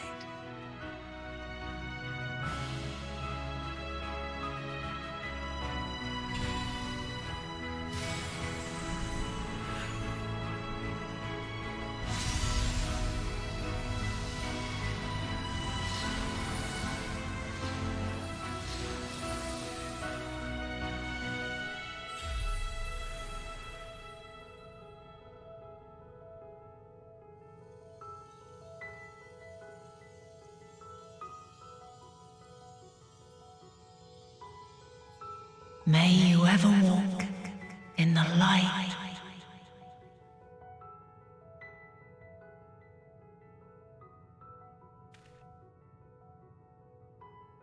How disappointing. Not even a single scar in the making to brag about. You'll find a way regardless. Honestly, this is far more than any of us could have hoped for. Let us be thankful. Indeed. That we thus stand reunited is a gift. Let us not squander it, and see that we all return to Aetheris. Aye. As soon as we've averted the final days. Good to see you again. Our heroic sacrifice paid off, I take it.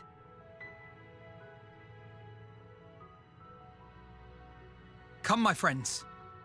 Let us carry on and finish it. Together.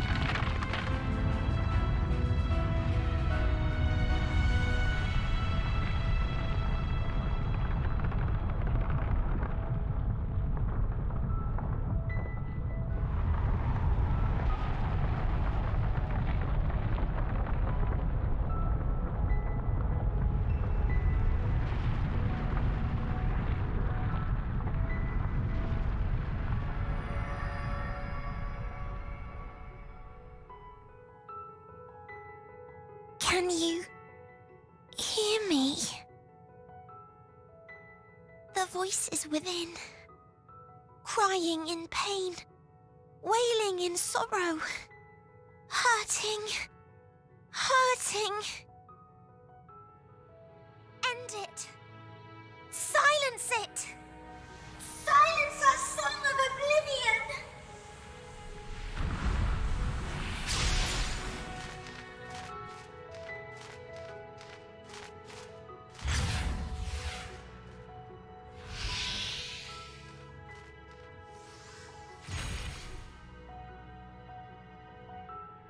The way is open.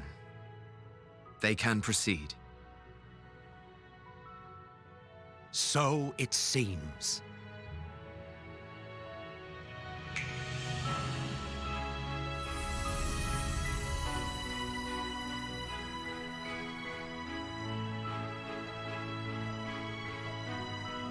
You're leaving? Of course. The encore is finished, and I will not suffer myself to live again by Heideling's magic. But more than that, the future you seek is not the past we loved. That is why we fought, and why I lost. But though you defeated me, my ideals are inviolate, invincible.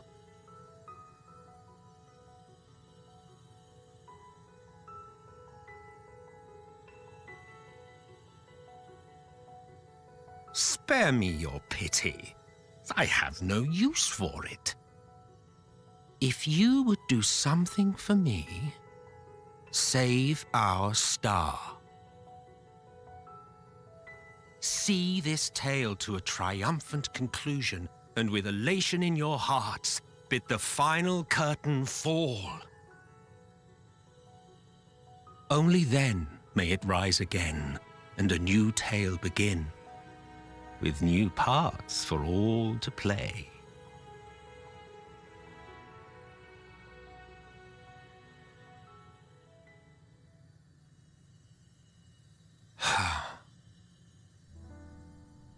Tell me, have you been to the ruins beneath the waters of the Bounty? Or the treasure islands beyond the frozen waters of Blind Frost in Offerd's north? The fabled golden cities of the New World, the sacred sites of the forgotten people of the South Sea Isles? What about Mericidia, the southern continent? Do you know aught of its present state of affairs? I thought not. Even of your little Eorzea, you know precious little. The true identities of the 12, for instance. All of which is to say, expand your horizons, go forth and seek discovery. Some of the civilizations in the reflections will surprise you.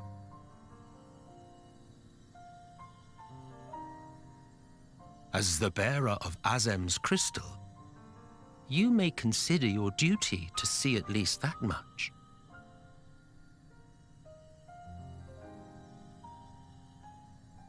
I certainly did.